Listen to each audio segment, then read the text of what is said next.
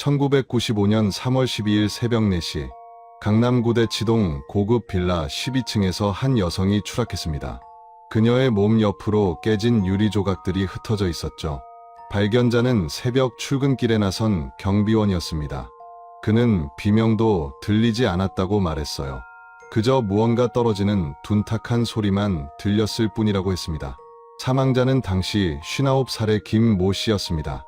강남의 부동산 3채를 소유한 부유한 여성이었죠. 남편은 10년 전 세상을 떠났고 그녀는 홀로 3자녀를 키워냈습니다.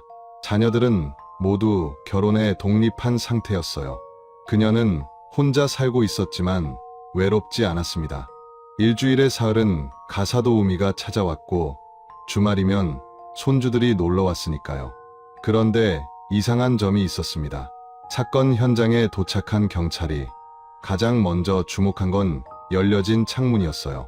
12층 높이의 창문은 활짝 열려 있었습니다. 그러나 난간은 멀쩡했죠. 넘어지기엔 너무 높은 난간이었어요. 성인 여성의 허리춤 높이였으니까요. 새벽 6시 연락을 받은 3자녀가 현장에 도착했습니다. 장남은 울먹이며 어머니의 이름을 불렀어요. 차남은 멍하니 서 있었고 장녀는 주저앉아 통곡했습니다. 그런데 담당 형사는 뭔가 이상한 느낌을 받았다고 합니다. 자녀들의 슬픔이 진짜인지 연기인지 구분할 수 없었지만 그들의 눈빛 어딘가에 다른 감정이 섞여 있는 것 같았다고 했어요. 부검 결과가 나왔습니다. 차이는 추락으로 인한 다발성 장기 파열이었어요. 그러나 타살인지 자살인지 사고사인지는 명확하지 않았습니다. 몸에서 다른 사람의 흔적은 발견되지 않았거든요. 1995년 당시엔 지금처럼 정밀한 과학 수사 장비가 없었습니다. 육안으로 확인하고 발로 뛰며 탐문 수사를 하는 게 전부였죠. 경찰은 자녀들에게 물었습니다. 어머니에게 우울증이나 자살 충동이 있었느냐고요. 장남은 고개를 저었습니다. 어머니는 밝은 분이셨어요. 손주들 보는 게 낙이셨고 건강하셨습니다. 차남도 같은 대답을 했어요. 장녀 역시 마찬가지였죠. 그렇다면 사고사일까요? 하지만 멀쩡한 난간을 넘어 떨어질 이유가 없었습니다. 수사는 난항을 겪었습니다. 목격자가 없었거든요. 새벽 4시라는 시간은 세상이 가장 고요한 때였습니다. 빌라 주민들은 모두 잠들어 있었고 주변 상가도 문을 닫은 상태였어요. 그 시간에 깨어있던 사람은 아무도 없었습니다. 그런데 며칠 뒤 가사도우미 박모 씨가 경찰서를 찾아왔습니다. 40살의 그녀는 김 씨의 집에서 3년 동안 일했던 사람이었어요. 그녀는 떨리는 목소리로 말했습니다. 뭔가 이상했어요. 사건 나기 며칠 전부터 분위기가 심상치 않았습니다. 박 씨는 진술했습니다. 사건 발생 열흘 전쯤 3자녀가 모두 어머니 집에 모였다고 했어요. 그날 거실에선 큰 소리가 들렸다고 합니다. 정확한 내용은 듣지 못했지만 유산이니 재산이니 하는 단어가 들렸다고 했죠. 그리고 김 씨는 그날 이후로 표정이 어두워졌다고 했습니다. 경찰은 자녀들을 다시 불러 조사했습니다. 그들은 당황한 기색을 보였어요. 장남이 먼저 입을 열었습니다. 그건 오해예요. 어머니가 재산 관리를 어떻게 하시는지 궁금해서 여쭤본 것뿐입니다. 차남과 장녀도 같은 말을 반복했죠. 경찰은 더 이상 물어볼 게 없었습니다. 그리고 이상한 일이 벌어졌습니다. 박 씨가 갑자기 일을 그만두고 이사를 간 거예요. 경찰이 연락을 시도했지만 전화는 받지 않았습니다. 마치 누군가를 피하듯 사라진 거였죠. 그녀가 왜 그랬는지는 아무도 알 수 없었습니다. 결국 사건은 미궁에 빠졌습니다. 명확한 증거도 목격자도 범행 동기도 찾을 수 없었거든요. 석 달 뒤 경찰은 이 사건을 사고사로 결론지었습니다. 그리고 김 씨의 재산은 3자녀에게 균등하게 상속됐어요. 강남의 부동산 3채와 예금 수십억 원이 그들의 손으로 넘어갔습니다. 하지만 진실은 그렇게 묻히지 않았습니다. 15년이 흐른 뒤 한 장의 낡은 일기장이 세상의 모습을 드러냈거든요.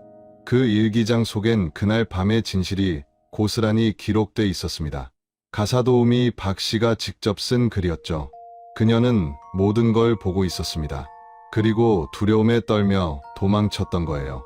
오늘의 이야기 시작 전에 잠깐만요. 구독과 좋아요를 눌러주시면 이야기를 들려드리는데 아주 큰 힘이 됩니다. 그리고 어느 지역에서 이 사연을 듣고 계시는지 댓글에 꼭 남겨주세요. 한 분 한 분 반갑게 인사드릴게요.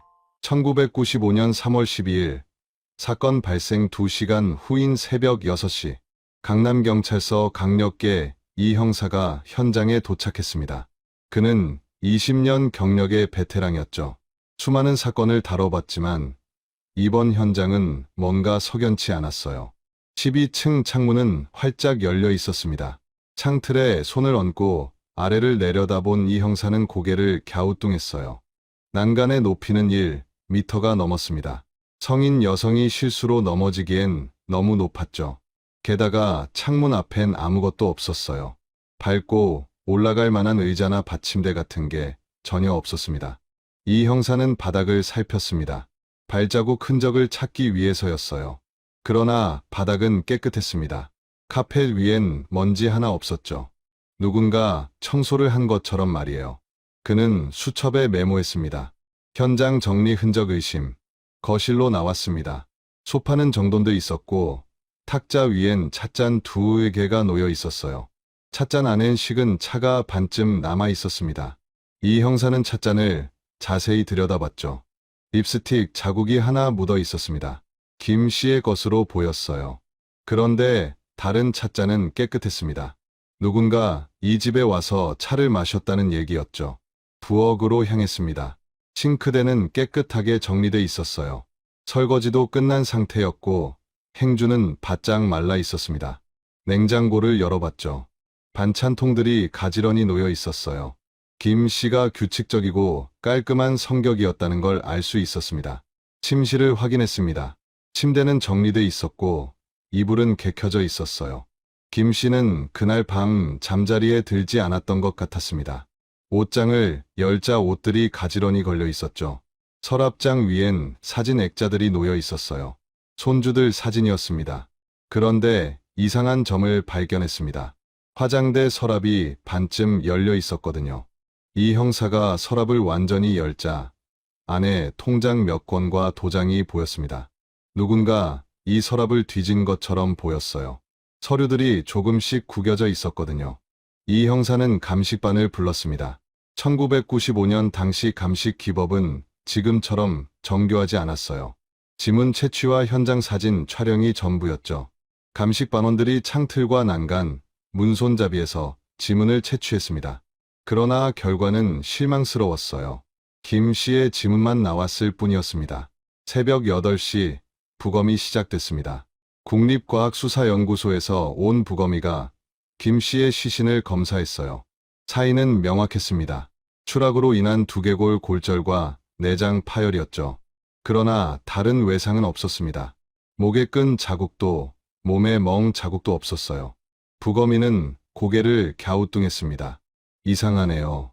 추락 전에 다른 충격을 받은 흔적이 전혀 없어요. 그는 손톱 밑을 확인했습니다. 저항한 흔적이 있는지 보기 위해서였죠. 그러나 아무것도 없었어요. 김 씨는 누군가와 몸싸움을 하지 않았던 겁니다. 부검의는 최종 소견을 내렸습니다. 타살로 볼 만한 증거가 없습니다. 자살이나 사고사 가능성이 높아 보입니다. 이 형사는 고개를 끄덕였지만 마음 한구석이 개운하지 않았어요. 뭔가 놓친 게 있는 것 같았거든요. 오후 2시 이 형사는 세 자녀를 경찰서로 불렀습니다. 가장 먼저 조사받은 건 장남 김 모 씨였어요. 당시 45살이었던 그는 사업가였습니다. 강남에서 작은 무역회사를 운영하고 있었죠. 어머니와 마지막으로 만난 게 언제죠? 이 형사가 물었습니다. 장남은 잠시 생각하더니 대답했어요. 한 열흘 전쯤이요. 집에 들러 안부를 여쭤봤습니다. 그의 목소리는 차분했어요. 슬픔보단 담담함이 묻어났습니다. 어머니 기분은 어떠셨나요? 이 형사가 다시 물었습니다. 장남은 고개를 저었어요. 평소와 다름없으셨어요. 손주들 이야기하시면서 웃으셨죠. 그는 손수건으로 눈가를 훔쳤습니다. 그러나 눈물은 보이지 않았어요. 이 형사는 핵심 질문을 던졌습니다. 사건 당일 밤 어디 계셨죠? 장남은 망설임 없이 대답했어요. 집에 있었습니다. 분당에 사는데 아내와 함께 잠들어 있었어요. 그의 알리바이는 명확했습니다. 차남 김모 씨가 들어왔습니다. 40살이었던 그는 회사원이었어요. 서초동의 한 기업에 다니고 있었죠. 그는 형보다 감정적이었습니다. 눈이 빨갛게 충혈돼 있었거든요. 어머니를 마지막으로 본 게 언제예요? 이 형사가 물었습니다. 차남은 떨리는 목소리로 대답했어요. 2주 전쯤이요. 용돈 받으러 갔었습니다. 그는 솔직했어요. 거짓말을 할 생각이 없는 것처럼 보였죠.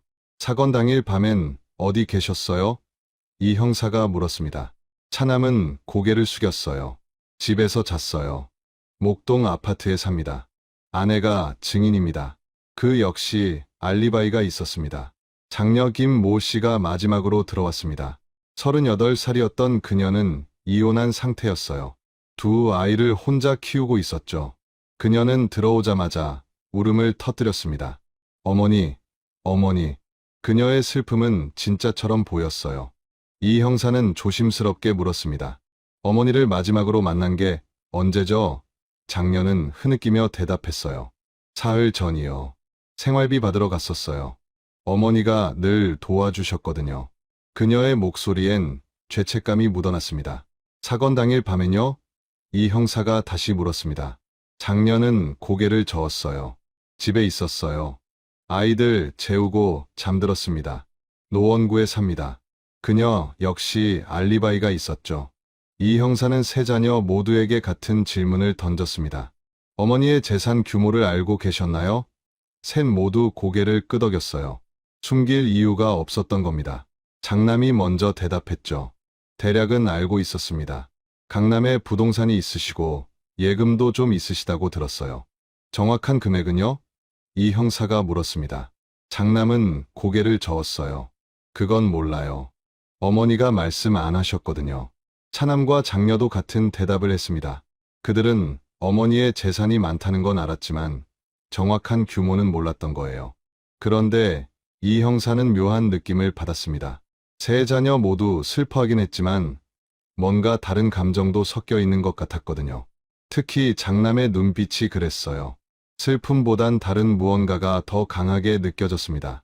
조사를 마치고 이 형사는 김 씨의 재산을 파악하기 시작했습니다. 은행 기록을 조회하고 부동산 등기부를 확인했죠. 결과는 놀라웠어요. 김 씨는 강남구 대치동과 서초동에 빌라 3채를 보유하고 있었습니다. 당시 시세로 각각 3억 원에서 5억 원 사이였어요. 예금 통장도 확인했습니다. 여러 은행에 분산된 예금이 총 15억 원이 넘었어요. 그 외에도 주식과 채권이 있었죠. 모두 합치면 20억 원이 훨씬 넘는 재산이었습니다. 1995년 당시로선 엄청난 금액이었어요. 이 형사는 고개를 갸우뚱했습니다. 이렇게 많은 재산을 둔 사람이 왜 죽었을까? 자살할 이유가 있었을까? 그는 세 자녀의 경제 상황을 파악하기로 했습니다. 먼저 장남을 조사했습니다. 그는 무역회사를 운영한다고 했지만 실상은 달랐어요. 회사는 적자 상태였고 빚이 3억 원이 넘었습니다. 은행 대출도 받았고 사채도 손댔더군요. 그는 겉으론 멀쩡해 보였지만 속은 골마 있었던 거예요. 차남도 사정이 나았습니다. 그는 회사원이었지만 다른 문제가 있었어요. 도박에 빠져 있었던 겁니다. 경마장과 카지노를 드나들며 돈을 잃었죠. 그 역시 빚이 2억 원 가까이 됐습니다. 아내는 이혼을 고민하고 있었어요. 장녀의 상황도 좋지 않았습니다. 이혼 후 두 아이를 키우느라 생활비가 빠듯했어요. 파트타임 일을 하며 근근히 살아가고 있었죠. 그녀는 매달 어머니에게 용돈을 받아야 했습니다. 그게 없으면 생활이 불가능했거든요. 이 형사는 수첩에 정리했습니다. 세 자녀 모두 경제적 어려움. 어머니, 재산에 의존. 그는 한숨을 쉬었어요. 동기는 충분했습니다. 그러나 증거가 없었죠. 그러던 중 작은 반전이 생겼습니다. 김 씨의 지인이 경찰서를 찾아온 거예요. 60대 초반의 여성이었는데 김 씨와 절친한 사이였다고 했습니다. 그녀는 중요한 정보를 가져왔어요. 2달 전쯤이에요. 김 씨가 저한테 말했어요. 유언장을 쓰려고 한다고요. 이 형사는 귀가 번쩍 뜨였습니다. 유언장이요? 그녀는 고개를 끄덕였어요. 네, 재산을 정리하고 싶다고 하셨어요. 자녀들에게 다 물려주는 게 아니라 일부는 사회에 환원하고 싶다고 하셨죠. 이 형사는 더 자세히 물었습니다. 그래서 유언장을 썼나요? 그녀는 고개를 저었어요. 아니요, 쓰지 못했대요. 자녀들이 반대했다고 하더라고요. 특히 장남이 심하게 반대했다고 했어요. 뭐라고 반대했죠? 이 형사가 물었습니다. 그녀는 잠시 망설이다 대답했어요. 효도도 안 한 남한테 재산을 주느냐고 했대요. 자녀들이 먼저 받아야 한다고 우겼다더군요. 김 씨는 그 일로 많이 상심하셨어요. 이 형사는 심장이 두근거렸습니다. 동기가 더 명확해진 거예요. 자녀들은 어머니가 재산을 사회에 환원하는 걸 원치 않았던 겁니다. 그들은 그 돈이 필요했거든요. 빚을 갚고 생활을 유지하기 위해서 말이에요. 그날 밤 이 형사는 사무실에 혼자 남아 사건 파일을 다시 들여다봤습니다. 뭔가 빠진 퍼즐 조각이 있는 것 같았어요. 그는 현장 사진들을 하나씩 펼쳐놓고 살폈습니다. 그러다 한 장의 사진에서 멈췄죠. 거실 탁자 위에 찻잔 사진이었습니다. 찻잔 2개. 한 개엔 립스틱 자국, 한 개는 깨끗함. 그는 생각했어요. 누가 그날 밤 김 씨와 차를 마셨을까? 자녀 중 누군가였을까? 그러나 알리바이는 확실했습니다. 세 자녀 모두 각자의 집에 있었다고 했고 배우자들이 증인이었어요. 이 형사는 한숨을 쉬었습니다. 증거 없이는 아무것도 할 수 없었죠. 그렇다면 그날 밤 김 씨의 집에 있었던 사람은 정말 아무도 없었을까? 닷새가 지났습니다. 수사는 진전이 없었어요. 목격자도 없고 물증도 없었죠. 이 형사는 마지막 희망을 걸고 가사도우미 박모 씨를 찾아갔습니다. 그녀는 김 씨의 집에서 3년 동안 일했으니까요. 뭔가 알고 있을지도 몰랐습니다. 박 씨는 대치동 인근의 작은 빌라에 살고 있었습니다. 이 형사가 초인종을 눌렀지만 대답이 없었어요. 한참을 기다리자 문이 조금 열렸습니다. 박 씨의 얼굴이 보였죠. 그녀의 표정은 불안해 보였어요. 무슨 일이세요? 박 씨가 조심스럽게 물었습니다. 이 형사는 신분증을 보여줬어요. 경찰입니다. 김 씨 사건 관련해서 몇 가지 여쭤보려고요. 박 씨는 잠시 망설이더니 문을 열어줬습니다. 거실로 들어갔습니다. 좁은 공간이었지만 깨끗했어요. 박 씨는 차를 내오며 자리에 앉았습니다. 그녀의 손이 미세하게 떨리고 있었죠. 이 형사는 그걸 놓치지 않았어요. 언제부터 김 씨 댁에서 일하셨죠? 이 형사가 물었습니다. 박 씨는 작은 목소리로 대답했어요. 3년 전부터요. 일주일에 사흘씩 갔었습니다. 그녀는 시선을 바닥에 고정한 채 말했습니다. 김 씨는 어떤 분이셨나요? 이 형사가 다시 물었습니다. 박 씨는 잠시 생각하더니 대답했어요. 좋은 분이셨어요. 친절하시고 따뜻하셨죠. 제게 밥도 챙겨주시고 명절엔 보너스도 주셨어요. 자녀분들은요? 이 형사가 핵심으로 들어갔습니다.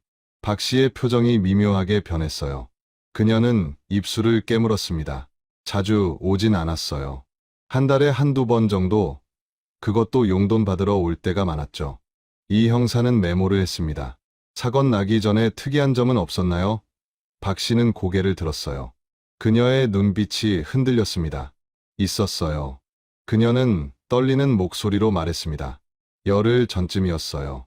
제가 청소하러 갔는데 세 자녀분이 모두 와 계시더라고요. 박 씨는 손을 꼭 쥐며 말을 이었습니다. 거실에서 큰 소리가 났어요. 싸우는 것처럼 들렸죠. 무슨 얘기를 하던가요? 이 형사가 물었습니다. 박 씨는 고개를 저었어요. 정확히는 못 들었어요. 부엌에서 설거지하고 있었거든요. 그런데 유산이니 재산이니 그런 단어들이 들렸어요. 이 형사는 몸을 앞으로 기울였습니다. 그 뒤로요? 박 씨는 깊은 한숨을 쉬었어요. 김 씨가 많이 우울해하셨어요. 표정이 어두워지셨죠. 그전엔 늘 밝으셨는데 말이에요. 또 다른 일은 없었나요? 이 형사가 계속 물었습니다. 박 씨는 잠시 망설였어요. 뭔가 말하려다 참는 것 같았습니다. 말씀하세요. 중요한 단서가 될 수 있어요. 이 형사가 부드럽게 말했습니다. 박 씨는 결심한 듯 입을 열었습니다. 사건 이틀 전에 갔을 때예요. 김 씨가 전화 통화하시는 걸 들었어요. 목소리가 떨리시더라고요. 그렇게까지 할 거니? 라고 하시는 게 들렸어요. 누구랑 통화하신 건가요? 이 형사가 물었습니다. 박 씨는 고개를 저었어요. 모르겠어요. 끊고 나서 혼잣말로 이럴 줄 알았어 라고 하시더라고요. 그리고 한숨을 크게 쉬셨죠. 이 형사는 박 씨의 얼굴을 유심히 봤습니다. 혹시 더 아시는 거 없나요? 작은 것도 좋으니 말씀해 주세요. 박 씨는 입술을 깨물었어요. 그녀의 눈가에 눈물이 맺혔습니다. 사실은요. 박 씨가 떨리는 목소리로 말했습니다. 사건 나고 나서 전화를 받았어요. 누군지 모르는 남자 목소리였는데 쓸데없는 말 하지 말라고 하더라고요. 그래서 겁이 났어요. 이 형사는 등골이 서늘해졌습니다. 협박을 받으신 거군요. 신고는 안 하셨어요? 박 씨는 고개를 저었어요. 무서웠어요. 그래서 이사를 준비하고 있어요. 여기도 오래 못 있을 것 같아요. 전화번호는 확인 안 하셨나요? 이 형사가 물었습니다. 박 씨는 고개를 저었어요. 공중전화였어요. 발신자 표시가 안 됐죠. 1995년엔 휴대전화가 흔하지 않았고 공중전화 추적은 거의 불가능했습니다. 이 형사는 심각한 표정이 됐습니다. 누군가 박 씨를 협박했다는 건 그녀가 중요한 걸 알고 있다는 뜻이었어요. 혹시 사건 당일 밤에 특이한 점은 없었나요? 그 전날이나 당일에 가신 적 있으세요? 박 씨는 고개를 저었어요. 아니요. 그날은 제 쉬는 날이었어요. 월요일, 수요일, 금요일만 갔거든요. 사건은 일요일 새벽에 일어났잖아요. 이 형사는 아쉬워했습니다. 만약 박 씨가 그날 있었다면 뭔가 봤을 수도 있었을 텐데요. 그래도 혹시 기억나는 게 있으면 연락 주세요. 이 형사는 명함을 건넸습니다. 박 씨는 명함을 받아들며 고개를 끄덕였어요. 그러나 그녀의 표정엔 두려움이 가득했습니다.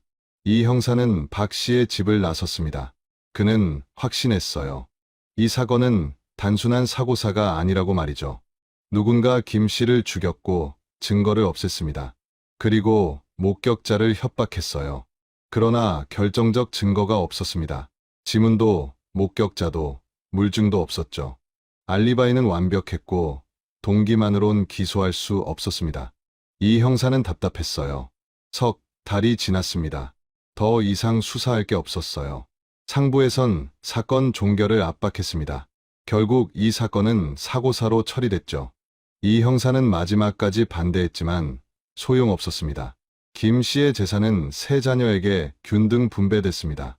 각자 약 7억 원씩 받았어요. 장남은 빚을 갚았고 차남도 빚을 정리했습니다. 장녀는 새 아파트를 샀죠. 그들의 삶은 갑자기 나아졌습니다. 그러나 박 씨는 사라졌습니다. 연락이 두절됐고 이사 간 곳도 아무도 몰랐어요. 마치 세상에서 증발한 것처럼 말이에요. 이 형사는 그녀가 안전하길 바랄 뿐이었습니다. 사건은 그렇게 잊혀지는 듯했습니다. 사람들의 기억 속에서 사라졌고 언론도 더 이상 다루지 않았어요. 1995년의 봄은 그렇게 지나갔습니다. 하지만 진실은 결코 사라지지 않는 법입니다. 15년이라는 긴 세월이 흘렀지만 진실은 여전히 어딘가에 숨어 있었죠. 그리고 그 진실은 가장 예상치 못한 방식으로 세상에 드러나게 됩니다. 첫 수사는 막막함으로 끝났습니다. 완벽한 알리바이, 사라진 증거, 협박받은 증인. 모든 게 미궁 속으로 빠져들었죠.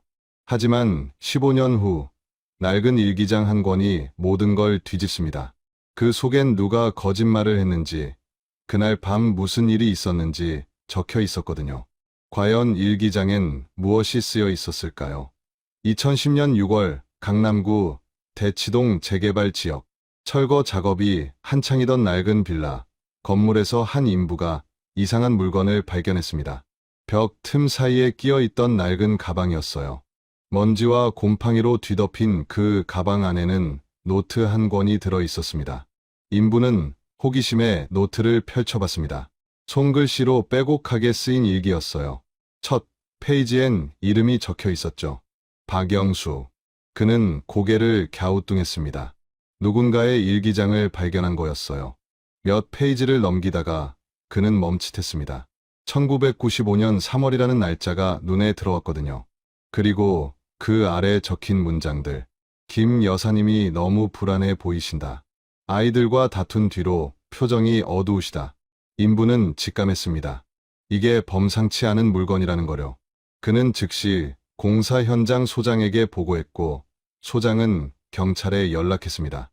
그렇게 박 씨의 일기장은 15년 만에 세상의 모습을 드러냈어요. 강남경찰서로 일기장이 넘어왔습니다.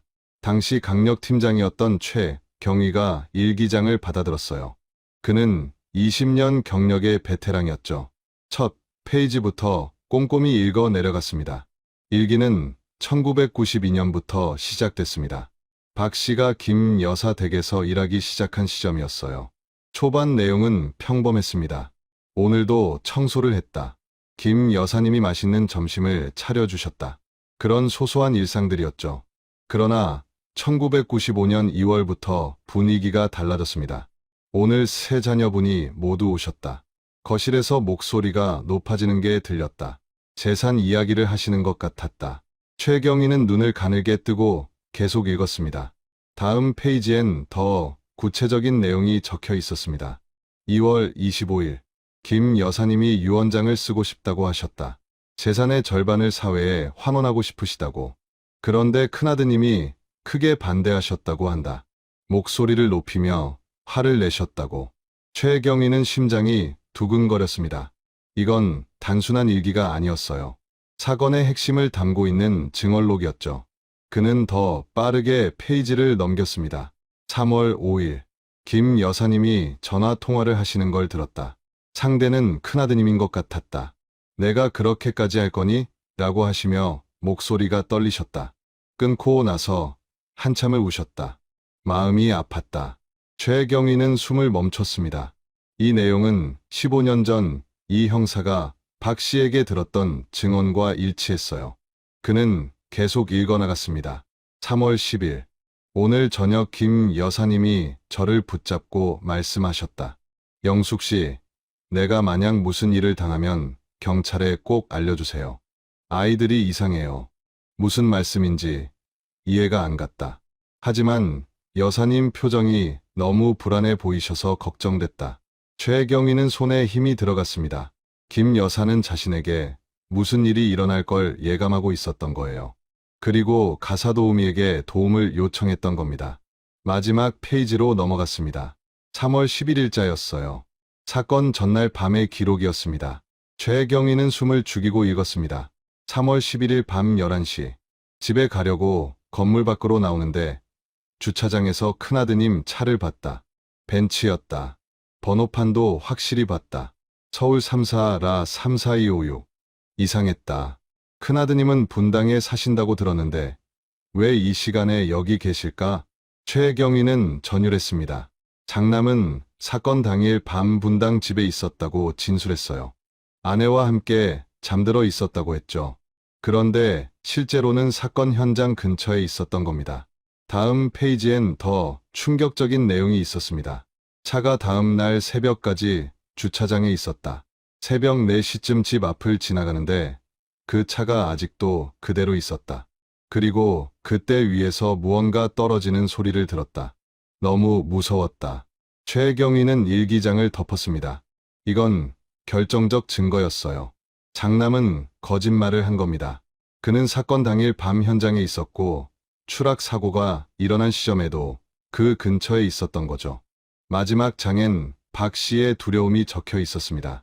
3월 15일, 경찰 조사를 받았다. 무섭다. 내가 본 걸 말해야 하나? 하지만 큰아드님이 알면 어떻게 될까? 나도 위험해질까? 일단 숨기기로 했다. 미안하다. 김 여사님. 그리고 마지막 문장. 3월 20일, 전화를 받았다. 남자 목소리였다. 쓸데없는 말 하지 말라고 했다. 이사를 가야겠다. 이 일기장도 어딘가 숨겨야 한다. 언젠가 진실이 밝혀지길 바라며. 최경희는 일기장을 조심스럽게 덮었습니다. 박 씨는 두려움에 떨며 진실을 숨겼던 거예요. 그리고 이 일기장을 벽 틈에 숨겨뒀던 겁니다. 언젠가 누군가 발견해 주길 바라면서 말이죠. 최경희는 즉시 팀원들을 소집했습니다. 15년 전 사건을 재수사한다. 이번엔 진실을 밝혀낼 거다. 그의 목소리엔 결연함이 묻어났습니다. 가장 먼저 할 일은 박 씨를 찾는 것이었습니다. 그녀의 증언이 필요했거든요. 팀원들이 주민등록을 추적했지만 박 씨는 15년 전 이사 간 뒤 행방이 묘연했습니다. 주소는 여러 번 바뀌었고 현재 거주지는 파악되지 않았어요. 최경희는 다른 방법을 택했습니다. 과거 사건 기록을 다시 꺼내 살펴봤죠. 당시 담당 형사였던 이 형사는 이미 퇴직한 상태였습니다. 최경희는 그를 찾아갔어요. 이 형사는 작은 식당을 운영하고 있었습니다. 70대 중반이었지만 정정해 보였어요. 최경희가 찾아오자 반갑게 맞아줬습니다. 무슨 일로 왔나? 그가 물었습니다. 1995년 대치동 추락 사건 기억하세요? 최경희가 물었습니다. 이 형사의 표정이 굳어졌어요. 그 사건, 내 인생에서 가장 억울한 사건이었지. 범인을 알면서도 잡지 못했으니까. 박 씨의 일기장을 찾았습니다. 최경희가 말했습니다. 이 형사의 눈이 커졌어요. 정말 그 일기장에 뭐가 적혀 있나? 최경희는 일기장 사본을 건넸습니다. 이 형사는 안경을 쓰고 천천히 읽어 내려갔습니다. 그의 손이 미세하게 떨렸어요. 마지막 장까지 다 읽고 나서 그는 한숨을 깊게 쉬었습니다. 역시 내 직감이 맞았어. 장남이 범인이었던 거야. 당시 왜 입건하지 못했습니까? 최경희가 물었습니다. 이 형사는 쓴웃음을 지었어요. 증거가 없었지. 알리바이도 완벽했고 아내가 증인이었으니까. 게다가 박 씨가 협박받고 도망쳐버렸잖아. 이제라도 잡을 수 있을까요? 최경희가 물었습니다. 이 형사는 고개를 끄덕였어요. 당연하지. 일기장이 증거야. 그리고 15년이 지났지만 범행 흔적은 남아있을 거야. 최경희는 당시 사건 현장 사진들을 다시 꺼냈습니다. 1995년에 찍은 필름 사진들이었어요. 화질은 좋지 않았지만 현장의 모습은 생생하게 담겨 있었습니다. 그는 사진들을 하나씩 스캔했습니다. 그리고 컴퓨터로 디지털 확대를 시도했어요. 2010년엔 이런 기술이 가능했거든요. 15년 전엔 상상도 못했던 일이었죠. 창문 난간을 찍은 사진을 확대했습니다. 육안으론 보이지 않던 세부 사항들이 드러났어요. 난간 모서리에 미세한 긁힘 자국이 있었습니다. 마치 무언가 세게 부딪힌 것 같았어요. 이게 뭘까? 최경희는 중얼거렸습니다. 그는 법의학 전문가에게 사진을 보냈어요. 전문가는 분석 후 회신을 보내왔습니다. 금속성 물질과 충돌한 흔적으로 보입니다. 아마 시계나 반지 같은 액세서리일 가능성이 높습니다. 최경희는 무릎을 쳤습니다. 장남이 범행 과정에서 난간에 손목시계나 뭔가를 부딪혔을 수 있다는 거였어요. 그는 당시 증거물 보관 목록을 확인했습니다. 목록을 쭉 훑어보다가 한 항목에서 멈췄습니다. 현장 발견 시계줄 조각 1개. 최경희는 눈을 크게 떴어요. 시계줄이 발견됐다는 기록이 있었던 겁니다. 그는 즉시 증거물 보관소로 달려갔습니다. 15년 전 증거물들은 박스에 담겨 창고 깊숙이 보관돼 있었어요. 먼지를 털어내고 박스를 열었습니다. 안에서 작은 비닐봉지를 꺼냈습니다. 금속 시계줄 조각이 들어 있었어요. 길이는 약 3cm 정도였습니다. 끊어진 단면이 선명했죠. 누군가의 시계줄이 힘에 의해 끊어진 거였어요. 최경희는 이 증거물이 왜 당시 주목받지 못했는지 의아했습니다. 이 형사를 다시 찾아가 물어봤어요. 이 형사는 한숨을 쉬었습니다. 그때 그걸 발견했지. 하지만 누구 건지 특정할 수 없었어. 지문도 없었고 DNA 분석 기술도 지금처럼 발달하지 않았거든. 지금은 가능합니다. 최경희가 말했습니다. DNA를 추출할 수 있어요. 15년이 지났지만 금속 표면에 남은 피부 세포를 찾아낼 수 있습니다. 시계줄은 국립과학수사연구소로 보내졌습니다. 최첨단 장비를 동원한 분석이 시작됐어요. 며칠 후 결과가 나왔습니다. 시계줄에서 밀양의 DNA가 검출됐고 남성의 것으로 확인됐죠. 문제는 비교할 대상이 없다는 거였습니다. 장남의 DNA 샘플이 없었거든요. 최경희는 방법을 고민했습니다. 강제로 채취할 수는 없었어요. 영장이 필요했죠. 그는 검사에게 영장을 요청했습니다. 하지만 검사는 난색을 표했어요. 15년 전 사건이고 일기장만으론 영장 발부가 어렵습니다. 더 확실한 증거가 필요해요. 최경희는 답답했습니다. 그는 다른 방법을 찾아야 했어요. 그러던 중 아이디어가 떠올랐습니다. 장남의 가족을 통해 간접적으로 DNA를 얻는 거였죠. 장남에겐 두 자녀가 있었습니다. 당시 25살과 22살이었어요. 최경희는 장남의 아들을 찾아갔습니다. 대학생이었던 그는 아버지에 대해 많은 걸 알고 있었어요. 아버지에 대해 여쭤볼 게 있습니다. 최경희가 조심스럽게 말했습니다. 아들은 경계하는 눈빛이었어요. 무슨 일인데요? 최경희는 솔직하게 말했습니다. 할머니 사건과 관련이 있습니다. 아들의 표정이 굳어졌습니다. 그 사건은 이미 끝난 거 아닌가요? 최경희는 고개를 저었어요. 새로운 증거가 나왔습니다. 확인이 필요해요. 아버지는 무죄예요. 아들이 단호하게 말했습니다. 최경희는 더 이상 압박하지 않았어요. 대신 다른 질문을 던졌습니다. 당시 아버지가 끼던 시계 기억하시나요? 아들은 잠시 생각하더니 대답했습니다. 금색 시계였어요.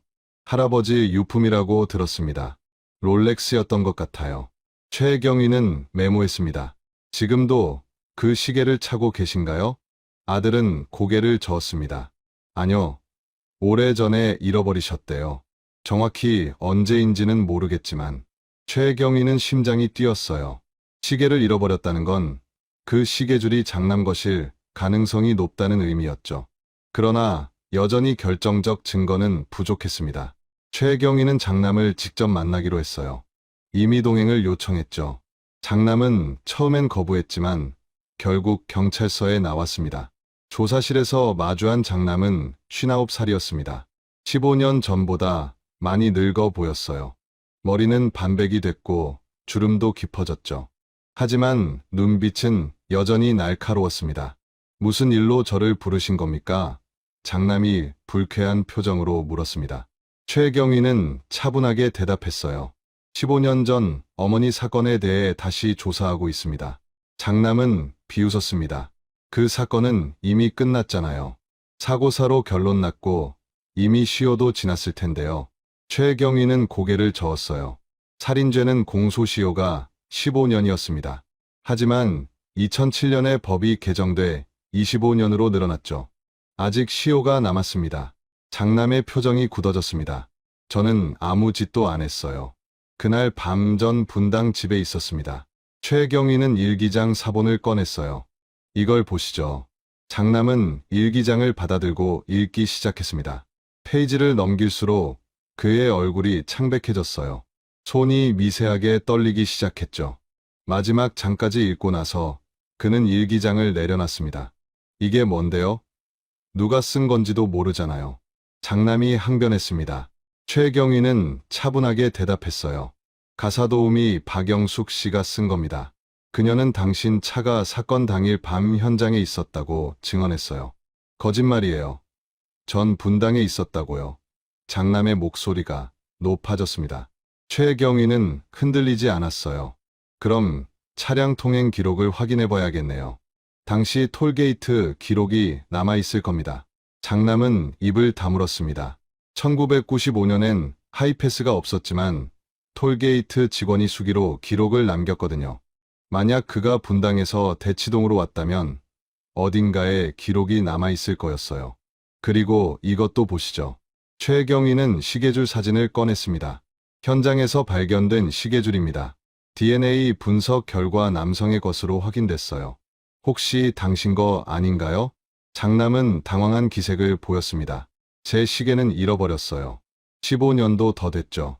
최경희는 고개를 끄덕였어요. 언제 잃어버리셨죠? 장남은 대답하지 못했습니다. DNA 검사에 협조해 주시겠습니까? 최경희가 물었습니다. 장남은 단호하게 고개를 저었어요. 영장 없이는 안 됩니다. 최경희는 예상한 대답이었어요. 조사는 계속됐습니다. 최경희는 1995년 당시 톨게이트 기록을 찾기 시작했어요.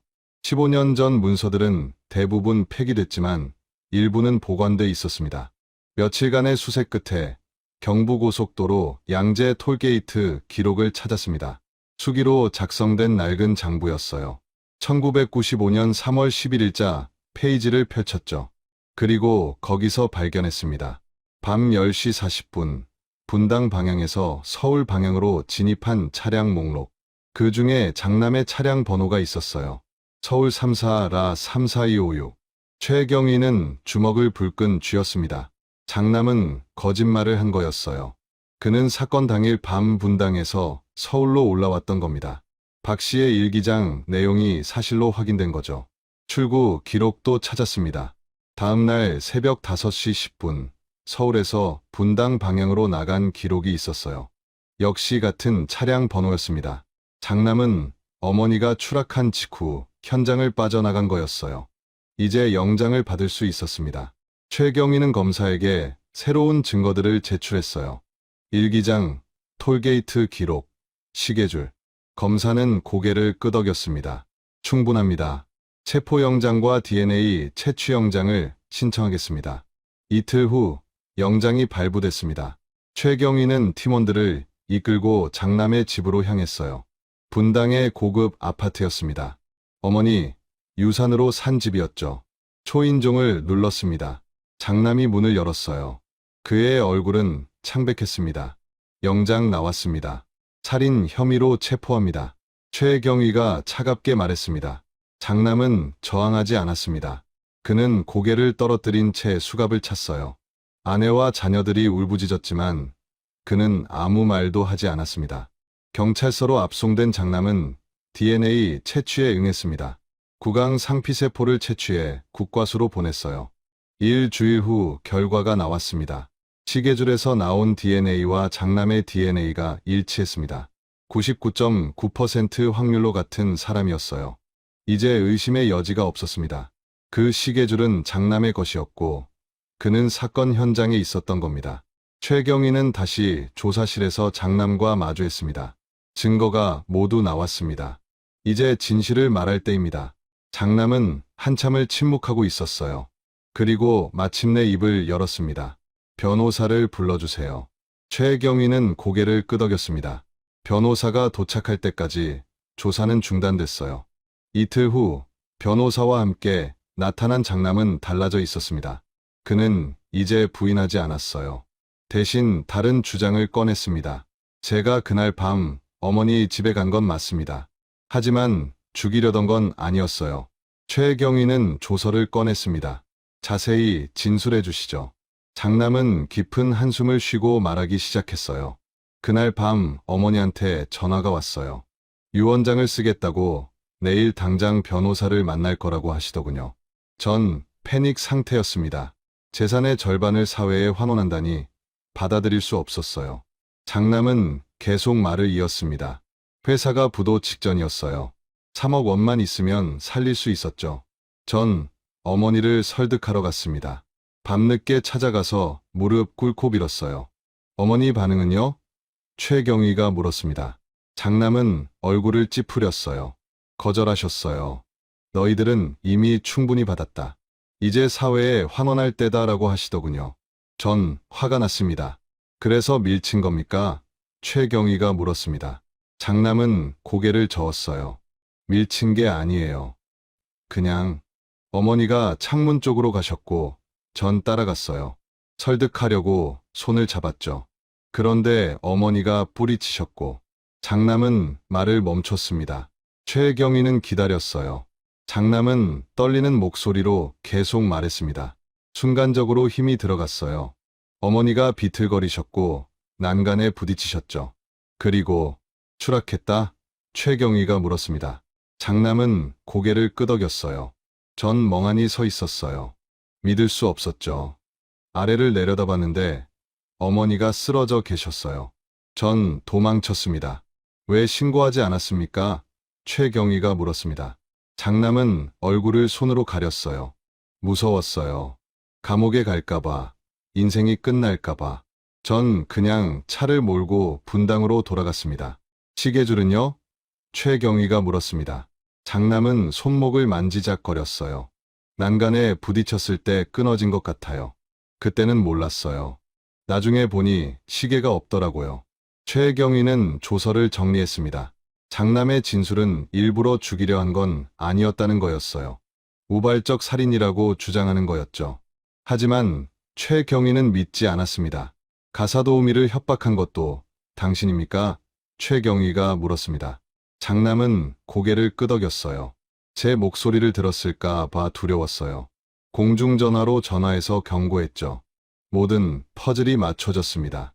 장남은 어머니를 죽이고 증인을 협박하고 15년간 거짓말을 한 거였어요. 그리고 어머니 유산으로 편하게 살아왔던 겁니다. 그런데 한 가지 의문이 남았습니다. 차남과 장녀는 어땠을까? 그들도 공범이었을까? 최경위는 그들도 조사하기로 했습니다. 차남을 불렀습니다. 그는 겁에 질려 있었어요. 형이 그랬다는 거 저도 몰랐어요. 정말입니다. 최경위는 날카롭게 물었습니다. 그날 밤 형과 통화한 적 없습니까? 차남은 망설이다 고개를 끄덕였습니다. 새벽에 전화가 왔어요. 형이 떨리는 목소리로 어머니가 사고를 당하셨다고 하더라고요. 전 놀라서 물어봤죠. 형은 모르는 게 나으라고만 했어요. 그래서 입을 다문 겁니까? 최경위가 물었습니다. 차남은 고개를 숙였어요. 유산을 받고 싶었어요. 빚도 많았고 형이 뭘 했든 상관없었죠. 죄송합니다. 장녀도 비슷했습니다. 그녀 역시 형의 범행을 의심했지만 입을 다물었어요. 유산이 필요했거든요. 세 자녀 모두 어머니의 죽음보다 돈이 중요했던 겁니다. 최경위는 혀를 찼습니다. 공범은 아니지만 방조한 거나 마찬가지군요. 차남과 장녀는 고개를 숙인 채 아무 말도 하지 못했습니다. 결국 장남만 기소됐습니다. 차남과 장녀는 증거 불충분으로 풀려났어요. 하지만 그들도 평생 죄책감을 안고 살아가야 할 겁니다. 하지만 진실을 밝히는데 가장 중요한 사람이 아직 찾아지지 않았습니다. 박영숙 씨였어요. 그녀의 증언이 필요했죠. 그녀는 정말 어디로 간 걸까요? 15년 만에 드러난 진실. 일기장과 과학 수사가 거짓말을 무너뜨렸습니다. 장남은 결국 범행을 시인했지만 우발적이었다고 주장하고 있죠. 과연 법정은 그의 말을 믿을까요? 그리고 사라진 증인 박영숙 씨는 어디에 있을까요? 마지막 퍼즐 조각이 맞춰지면 이 사건의 진짜 진실이 드러날 겁니다. 2010년 9월 재판이 시작됐습니다. 서울중앙지방법원 형사합의부였어요. 장남은 살인죄로 기소됐지만 변호인은 무죄를 주장했습니다. 우발적 사고였으며 살인 의도가 없었다는 게 핵심 논리였죠. 검사는 반박했습니다. 피고인은 어머니가 유언장을 쓰려 한다는 사실을 알고 있었습니다. 재산을 지키기 위한 명백한 살인 동기가 있었죠. 검사는 일기장과 톨게이트 기록, DNA 증거를 제출했습니다. 첫 공판에서 장남은 담담하게 증언했습니다. 어머니를 죽일 생각은 없었습니다. 설득하려 했을 뿐이에요. 손을 잡으려다 실수로 밀친 겁니다. 그의 목소리엔 후회가 묻어났습니다. 변호인은 정황 증거만으로는 살인 의도를 입증할 수 없다고 주장했어요. 피고인이 현장에 있었던 건 사실입니다. 하지만 계획적 살인이 아닌 과실치사일 가능성이 높습니다. 법정은 긴장감으로 가득 찼습니다. 검사는 결정적 증인을 찾아야 했습니다. 박영숙 씨였어요. 그녀만이 그날 밤의 진실을 증언할 수 있었죠. 최경위는 다시 수소문을 시작했습니다. 전국의 주민등록을 뒤졌습니다. 박영숙이란 이름을 가진 사람은 수백 명이었어요. 하나하나 확인하기 시작했죠. 나이와 출생지를 대조하며 범위를 좁혀나갔습니다. 이 주일간의 추적 끝에 한 명의 박영숙을 찾아냈습니다. 경기도 평택에 사는 60대 초반 여성이었어요. 나이와 출생지가 일치했죠. 최경위는 즉시 평택으로 향했습니다. 평택의 작은 주택가였습니다. 낡은 단층집 앞에서 최경위는 초인종을 눌렀어요. 잠시 후 문이 열렸습니다. 여성이 나타났죠. 그녀의 얼굴은 세월의 흔적이 역력했습니다. 박영숙 씨십니까? 최경희가 조심스럽게 물었습니다. 여성은 경계하는 표정이었어요. 누구세요? 최경희는 신분증을 보여줬습니다. 경찰입니다. 1995년 대치동 사건 관련해서 찾아왔어요. 박 씨의 얼굴이 창백해졌습니다. 그녀는 뒷걸음질 쳤어요. 저는 아무것도 몰라요. 최경희는 손을 들어 보였습니다. 걱정하지 마세요. 당신을 보호할 겁니다. 일기장을 찾았어요. 박 씨는 눈을 크게 떴습니다. 일기장을요? 최경희는 고개를 끄덕였어요. 당신이 벽 틈에 숨긴 일기장. 재개발 현장에서 발견됐습니다. 덕분에 범인을 잡았어요. 박 씨는 주저앉았습니다. 그녀의 눈에서 눈물이 흘러내렸어요. 정말요? 진짜 잡혔어요? 최경희는 고개를 끄덕였습니다. 네, 장남을 체포했습니다. 이제 재판이 진행 중이에요. 박 씨는 한참을 울었습니다. 15년간 숨어 살았던 두려움이 터져 나오는 것 같았어요. 최경희는 그녀가 진정할 때까지 기다렸습니다. 진정한 박 씨는 집 안으로 최경희를 안내했습니다. 작은 거실에 앉아 차를 마시며 그녀는 이야기를 시작했어요. 15년 동안 도망 다녔어요. 이름도 바꾸고 이사도 여러 번 다녔죠. 왜 경찰에 신고하지 않으셨어요? 최경희가 물었습니다. 박 씨는 고개를 저었어요. 무서웠어요. 협박 전화를 받았잖아요. 그리고 김 여사님처럼 제가 죽을까봐 두려웠죠. 이제는 안전합니다. 최경희가 말했습니다. 증인 보호 프로그램에 신청할 수 있어요. 그리고 당신의 증언이 필요합니다. 재판에서요. 박 씨는 망설였습니다. 제가 가면 보복당하지 않을까요? 최경희는 단호하게 말했어요. 절대 그런 일 없을 겁니다. 우리가 완벽하게 보호할 테니까요. 며칠 후 박 씨는 증인으로 출석하기로 동의했습니다. 그녀는 서울로 올라와 안전가옥에 머물렀어요. 경찰이 24시간 경호했죠. 재판 당일 박 씨는 떨리는 걸음으로 증인석에 섰습니다. 방청석에 앉은 장남과 눈이 마주쳤어요. 그녀는 움찔했지만 곧 시선을 고정했습니다. 검사가 질문을 시작했습니다. 1995년 3월 11일 밤 무엇을 보셨습니까? 박 씨는 깊은 숨을 들이쉬고 대답했어요. 피고인의 차를 봤습니다. 주차장에 세워져 있었어요. 시간은요? 검사가 물었습니다. 박 씨는 또렷하게 대답했어요. 밤 11시쯤이었습니다. 일을 마치고 퇴근하는 길이었죠. 번호판도 확인했어요. 서울 34라 34256. 왜 기억하고 계십니까? 검사가 물었습니다. 박 씨는 대답했어요. 이상했거든요. 피고인은 분당에 산다고 들었는데 그 시간에 왜 여기 있을까 싶었죠. 검사는 계속 질문했습니다. 다음 날 새벽에도 그 차를 보셨나요? 박 씨는 고개를 끄덕였어요. 네, 새벽 4시쯤 다시 지나가는데 차가 아직 있더라고요. 그리고 그때 위에서 소리가 났어요. 어떤 소리였습니까? 검사가 물었습니다. 박 씨의 목소리가 떨렸어요. 무언가 떨어지는 소리였어요. 둔탁하고 무서운 소리였죠. 전 본능적으로 위를 올려다봤어요. 무엇을 보셨습니까? 검사가 물었습니다. 박 씨는 눈을 감았어요. 12층 창문이 열려 있었어요. 그리고 잠깐 사람 그림자가 보였던 것 같아요. 확실하진 않지만 변호인이 반대 신문을 시작했습니다. 증인, 15년 전 일을 정확히 기억하십니까? 착각일 수도 있지 않나요? 박 씨는 고개를 저었어요. 절대 착각이 아닙니다. 그날 일은 평생 잊을 수 없어요. 그럼 왜 당시 경찰에 신고하지 않았습니까? 변호인이 공격적으로 물었습니다. 박 씨는 떨리는 목소리로 대답했어요. 협박을 받았어요. 남자 목소리로 쓸데없는 말 하지 말라고 했죠. 그게 피고인이었다는 증거가 있습니까? 변호인이 물었습니다. 박 씨는 고개를 저었어요. 공중전화였어요. 하지만 피고인 외에 누가 저를 협박하겠어요? 범인이 아니면 협박할 이유가 없잖아요. 법정은 술렁거렸습니다. 재판장이 질서를 유지하라고 망치를 두드렸어요. 박 씨의 증언은 설득력이 있었습니다. 검사는 추가 질문을 했습니다. 증인, 김 여사님이 마지막으로 하신 말씀 기억하시나요? 박 씨는 고개를 끄덕였어요. 네, 사건 이틀 전에 저를 붙잡고 말씀하셨어요. 영숙 씨, 내가 만약 무슨 일을 당하면 경찰에 꼭 알려달라고요. 왜 그런 말씀을 하셨을까요? 검사가 물었습니다. 박 씨는 눈물을 흘렸어요. 두려워하셨어요. 자녀들이 자신을 해칠까봐 걱정하셨던 거예요.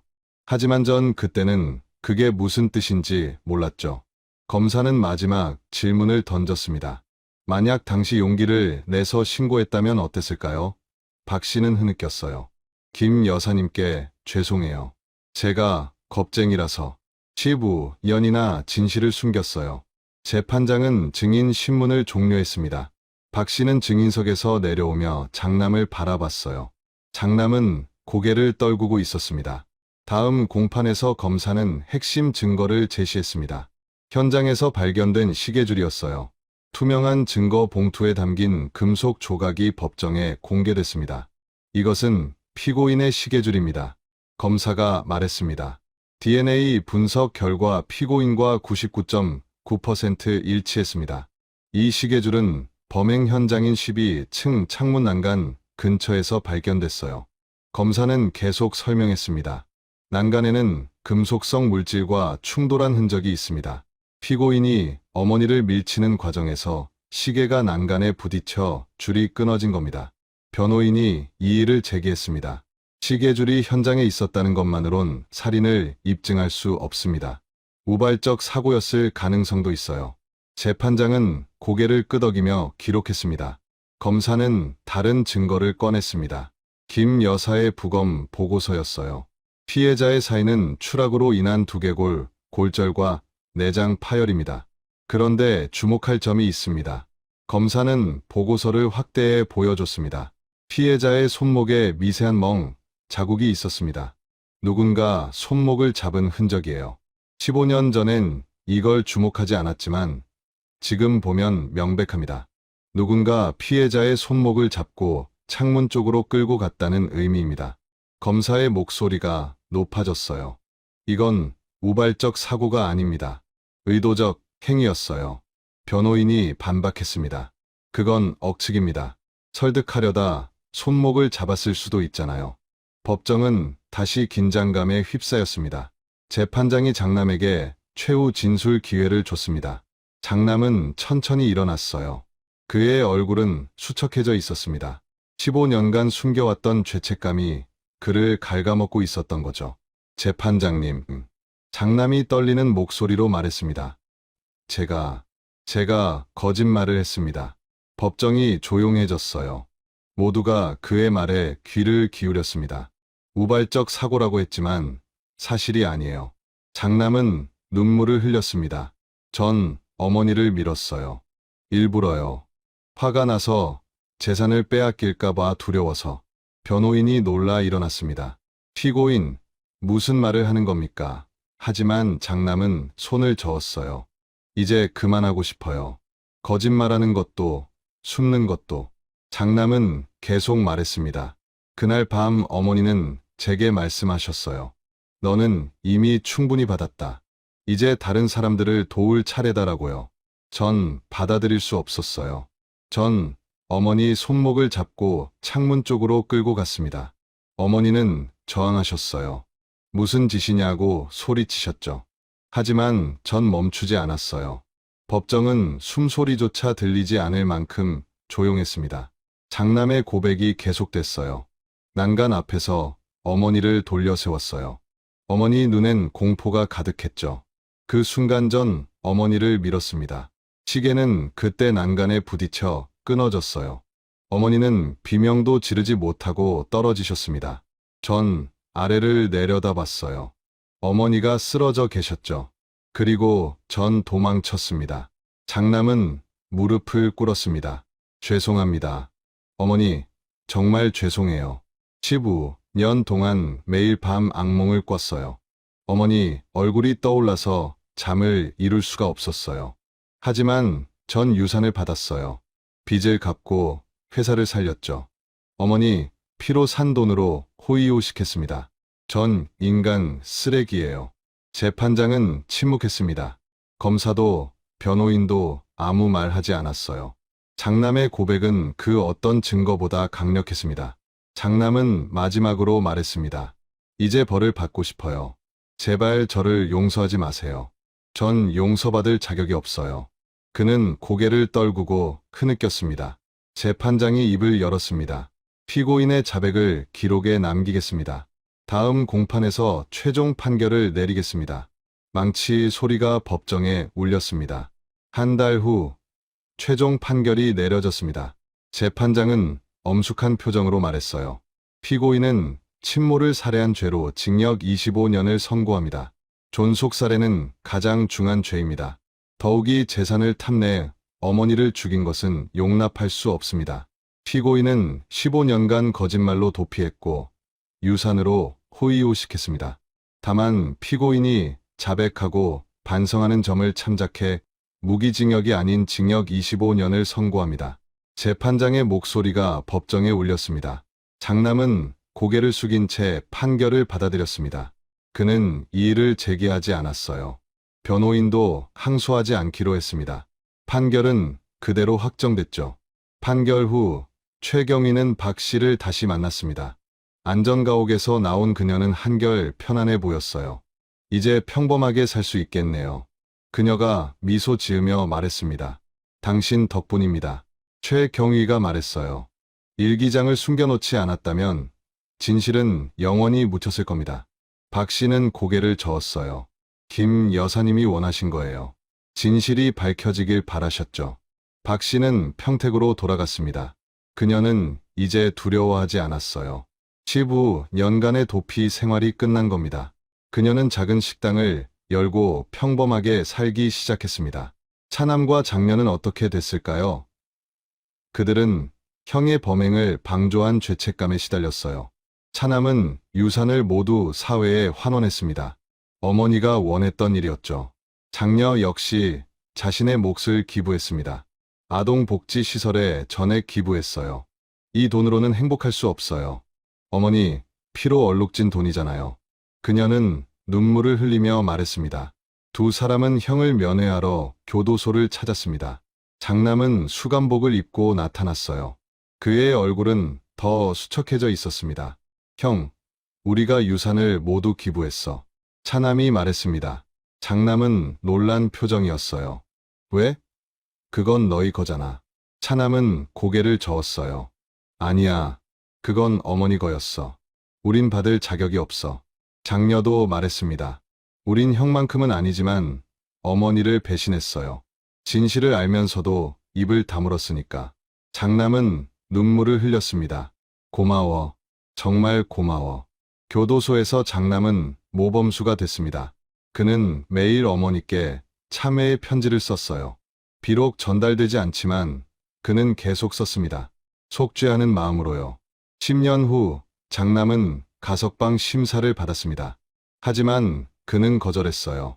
전 끝까지 복역하겠습니다. 25년을 다 채워야 어머니께 조금이라도 용서를 빌 수 있을 것 같아요. 심사위원들은 그의 진심을 알았습니다. 그는 진정으로 뉘우치고 있었어요. 하지만 용서는 쉽지 않았습니다. 어머니를 죽인 죄는 평생 지워지지 않을 테니까요. 25년 뒤 장남은 80대 노인이 되어 출소했습니다. 그는 곧장 어머니 산소를 찾아갔어요. 대치동이 내려다 보이는 조용한 공원묘지였습니다. 무덤 앞에 무릎을 꿇은 장남은 한참을 울었습니다. 어머니, 이제야 찾아뵙네요. 용서해 주세요. 비록 용서받을 자격은 없지만 그의 눈물이 비석을 적셨습니다. 그는 매일 어머니 산소를 찾았습니다. 풀을 뽑고 꽃을 심고 청소했어요. 그렇게 3년을 보낸 어느 날 그는 산소 앞에서 조용히 눈을 감았습니다. 차남과 장녀가 달려왔을 때 장남은 이미 숨을 거둔 뒤였습니다. 그의 얼굴은 평화로워 보였어요. 마치 어머니께 용서를 받은 것처럼 말이에요. 장례는 조촐하게 치러졌습니다. 장남은 어머니 산소 옆에 묻혔어요. 죽어서라도 어머니 곁을 지키고 싶었을 겁니다. 최경희는 은퇴한 뒤에도 이 사건을 기억했습니다. 이 사건을 통해 배웠어요. 가장 가까운 사람이 가장 큰 위협이 될 수 있다는 거요. 그는 후배 형사들에게 종종 이 이야기를 들려줬습니다. 박영숙 씨는 평택에서 평온하게 살았습니다. 그녀는 가끔 김 여사를 떠올렸어요. 좋은 분이셨는데 자식 잘못 만나서 그렇게 되셨지. 그녀는 한숨을 쉬며 말했습니다. 15년 만에 밝혀진 진실. 그것은 가족이라는 이름 뒤에 숨겨진 탐욕의 민낯이었습니다. 핏줄보다 돈이 더 중요했던 자식들. 그들의 이야기는 많은 이들에게 경종을 울렸어요. 진실은 언젠가 드러나기 마련입니다. 아무리 완벽하게 숨겨도 시간이 지나면 드러나죠. 이 사건이 그걸 증명했습니다. 박 씨의 일기장처럼 진실은 어딘가에 기록되고 있으니까요. 가장 가까운 관계의 탐욕이 가장 끔찍한 범죄를 낳았습니다. 그리고 그 죄는 평생 지워지지 않았죠.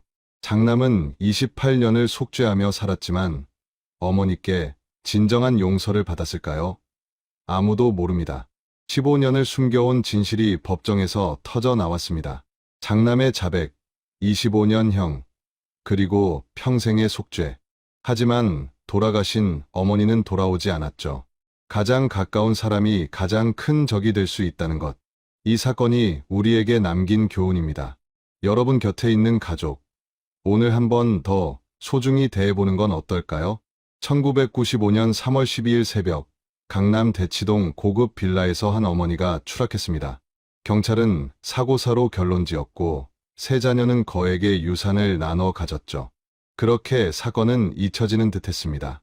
하지만 진실은 결코 사라지지 않았어요.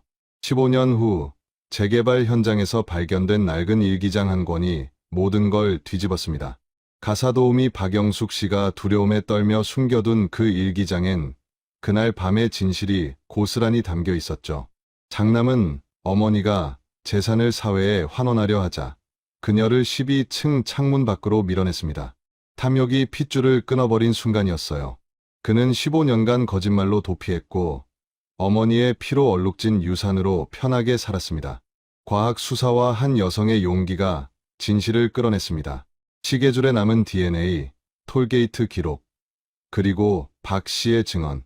결국 장남은 법정에서 모든 걸 자백했고 25년형을 선고받았죠. 차남과 장녀는 유산을 모두 사회에 환원했습니다. 어머니가 원했던 일이었으니까요. 그들은 평생 죄책감을 안고 살아갔어요. 진실을 알면서도 입을 다물었던 자신들을 용서할 수 없었던 겁니다. 이 사건이 우리에게 묻습니다. 가족이란 무엇일까요? 피를 나눈 사이라고 해서 무조건 믿을 수 있을까요? 때로는 가장 가까운 사람이 가장 큰 위협이 될 수 있다는 걸 이 사건이 보여줬습니다. 돈 앞에서 무너진 가족의 이야기. 탐욕이 사랑을 삼켜버린 비극이었죠. 하지만 진실은 언젠가 드러나기 마련입니다. 아무리 완벽하게 숨겨도 시간이 지나면 세상의 모습을 드러내니까요. 여러분 곁에 있는 가족, 오늘 한 번 더 안아주세요. 당연하게 여기지 말고 소중히 대해주세요. 돈보다 명예보다 더 중요한 건 함께하는 사람들이니까요. 그들이 곁에 있을 때 사랑하세요. 떠나고 나면 후회해도 늦습니다. 오늘의 이야기 어떻게 들으셨나요? 여러분의 생각이 궁금합니다. 댓글로 의견을 남겨주세요. 혹시 비슷한 사연을 알고 계시다면 그것도 공유해 주시고요. 여러분의 이야기를 기다리고 있겠습니다. 구독과 좋아요, 알림 설정 부탁드립니다. 여러분의 작은 관심이 더 좋은 이야기를 만드는 큰 힘이 됩니다. 다음에도 잊혀진 진실을 찾아 여러분께 들려드리겠습니다. 함께 해주셔서 감사합니다. 어느 지역에서 이 이야기를 들으셨는지 댓글로 꼭 알려주세요. 한 분 한 분 찾아뵙고 인사드리겠습니다. 오늘 하루도 따뜻하게 보내시고 곁에 있는 분들 꼭 안아주세요. 다음 이야기에서 또 만나요. 1988년 5월 12일 명동 금은방 노부부가 흔적도 없이 사라졌습니다. 셔터가 내려진 채 사흘째 열리지 않았어요. 골목 상인들은 이상하다고 느꼈죠. 박 씨 부부는 단 하루도 가게의 문을 닫은 적이 없었거든요. 새벽 6시면 어김없이 셔터를 올리고 밤 10시가 넘어서야 불을 끄던 사람들이었습니다. 옆 가게 주인이 셔터 틈으로 안을 들여다봤을 때 그는 등골이 서늘해지는 광경을 목격했어요. 진열대 유리가 그대로인데 금목걸이가 하나도 없었습니다. 반지 케이스는 텅 비어 있었고 벽에 걸린 시계만 똑딱거리고 있었죠.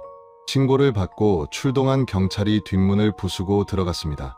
가게 안은 정리된 상태였어요. 의자는 제자리에 놓여 있었고 장부는 책상 위에 가지런히 쌓여 있었습니다.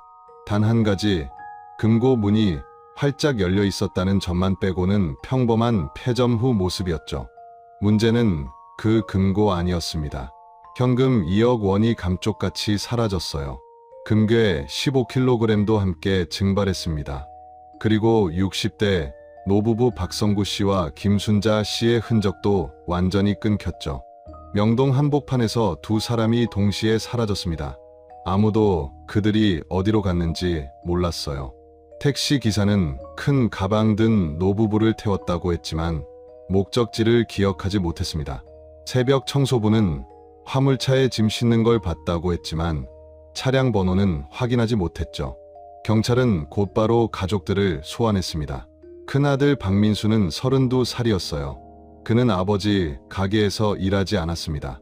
대신 명동 일대 다방과 술집을 전전하며 화투를 쳤죠. 둘째 딸 박영희는 29살로 결혼해서 인천에 살았어요. 부모와 연락을 거의 하지 않았습니다. 막내 아들 박민호는 25살로 군 제대 후 공장에 다니고 있었죠. 세 자녀 모두 부모님이 어디 갔는지 모른다고 했습니다. 하지만 경찰은 이상한 점을 발견했어요. 큰아들 민수의 통장에 사건 전날 50만 원이 입금돼 있었습니다. 누가 넣었냐고 물으니 친구한테 빌린 돈이라고 대답했죠. 친구 이름을 대라고 하자 기억 안 난다고 했어요. 수사는 미궁에 빠졌습니다. 1988년 당시엔 CCTV가 없었어요. 명동 한복판이었지만 골목 안쪽은 감시 사각지대였습니다. 지문 채취를 시도했지만 금고 손잡이는 깨끗하게 닦여 있었죠. 혈흔 반응 검사도 음성이었어요. 담당 형사는 육감적으로 느꼈습니다. 이건 가족 중 누군가가 관련돼 있다. 하지만 증거가 없었어요. 목격자도 물증도 자백도 없었습니다. 사건은 그렇게 미제로 남았습니다. 그리고 15년이 흘렀죠. 2003년 가을 명동 파출소에 익명의 전화가 걸려왔습니다. 박민수가 갑자기 5천만 원 도박 빚을 갚았어요. 어디서 그 돈이 났는지 아무도 모릅니다. 재수사팀이 구성됐어요. 그들이 민수를 다시 소환했을 때 그는 47살이 돼 있었습니다. 15년 동안 도박과 술로 얼굴이 퉁퉁 부은 채였죠. 전세금 받아서 갚았습니다. 그는 태연하게 대답했어요. 하지만 수사관들이 전세 계약서를 요구하자 그의 손이 미세하게 떨렸습니다. 더 이상한 일이 기다리고 있었어요. 그 5천만 원이 입금된 계좌의 명의는 15년 전 실종된 어머니 김순자 씨였습니다. 1988년 5월 12일 이후 한 번도 발견되지 않은 사람의 계좌에서 2003년에 돈이 나온 거였죠. 어머니는 살아 있었던 걸까요? 아니면 누군가 그녀의 이름을 도용한 걸까요? 명동 금은방에서 시작된 실종 사건은 15년이란 시간을 건너 다시 수면 위로 떠올랐습니다. 평생을 모은 재산과 함께 사라진 노부부, 그리고 그 돈의 흔적을 쫓는 자식들의 그림자. 진실은 어디에 묻혀 있었을까요? 오늘의 이야기 시작 전에 잠깐만요. 구독과 좋아요를 눌러주시면 이야기를 들려드리는데 아주 큰 힘이 됩니다. 그리고 어느 지역에서 이 사연을 듣고 계시는지 댓글에 꼭 남겨주세요. 한 분 한 분 반갑게 인사드릴게요. 1988년 5월 13일 오전 종로경찰서 강력반은 비상이 걸렸습니다. 명동 금은방 실종사건 전담팀이 구성됐어요. 팀장은 이철호 경위였습니다. 20년 경력의 베테랑이었지만 이런 사건은 처음이었죠. 흔적도 없이 두 사람이 사라진다는 게 말이 되나? 현장 재감식이 시작됐습니다. 금은방 안은 너무 깨끗했어요. 의자 하나 넘어지지 않았고 유리창 하나 깨지지 않았습니다. 싸움의 흔적이 전혀 없었죠. 이 경위는 고개를 갸웃거렸어요. 강도라면 이렇게 정리할 시간이 없었을 겁니다. 금고를 다시 살폈습니다. 문은 활짝 열려 있었지만 자물쇠는 멀쩡했어요. 강제로 뜯은 흔적이 없었습니다. 누군가 비밀번호를 알고 열었다는 뜻이죠. 이 경위는 감식반원에게 지문 채취를 지시했어요. 손잡이에서 아무것도 안 나옵니다. 완전히 닫혀 있어요. 범인이 의도적으로 흔적을 지운 겁니다. 하지만 1988년 당시 기술로는 더 이상할 수 있는 게 없었어요. DNA 분석은 아직 대중화되지 않았고 미세 증거 채취 장비도 부족했습니다. 이 경위는 장부를 뒤지기 시작했어요. 박성구 씨가 쓴 수기장부였습니다. 빼곡하게 적힌 거래 내역들, 고객 이름과 전화번호가 연필로 적혀 있었죠. 이 경위는 돋보기를 꺼내 한 줄 한 줄 읽었어요. 최근 일주일 사이 고액 거래가 3건 있습니다. 5월 5일 김모 씨가 금반지 10돈을 팔았어요. 700만 원을 현금으로 받아갔습니다. 5월 8일 이모 씨가 금목걸이 5돈을 구매했죠. 500만 원을 현금으로 지불했어요. 5월 10일 정모 씨가 금괴 3kg을 매입했습니다. 1,800만 원 거래였죠. 이 경위는 3사람의 신원을 추적했어요. 김모 씨는 명동에서 양복점을 운영하는 사람이었습니다.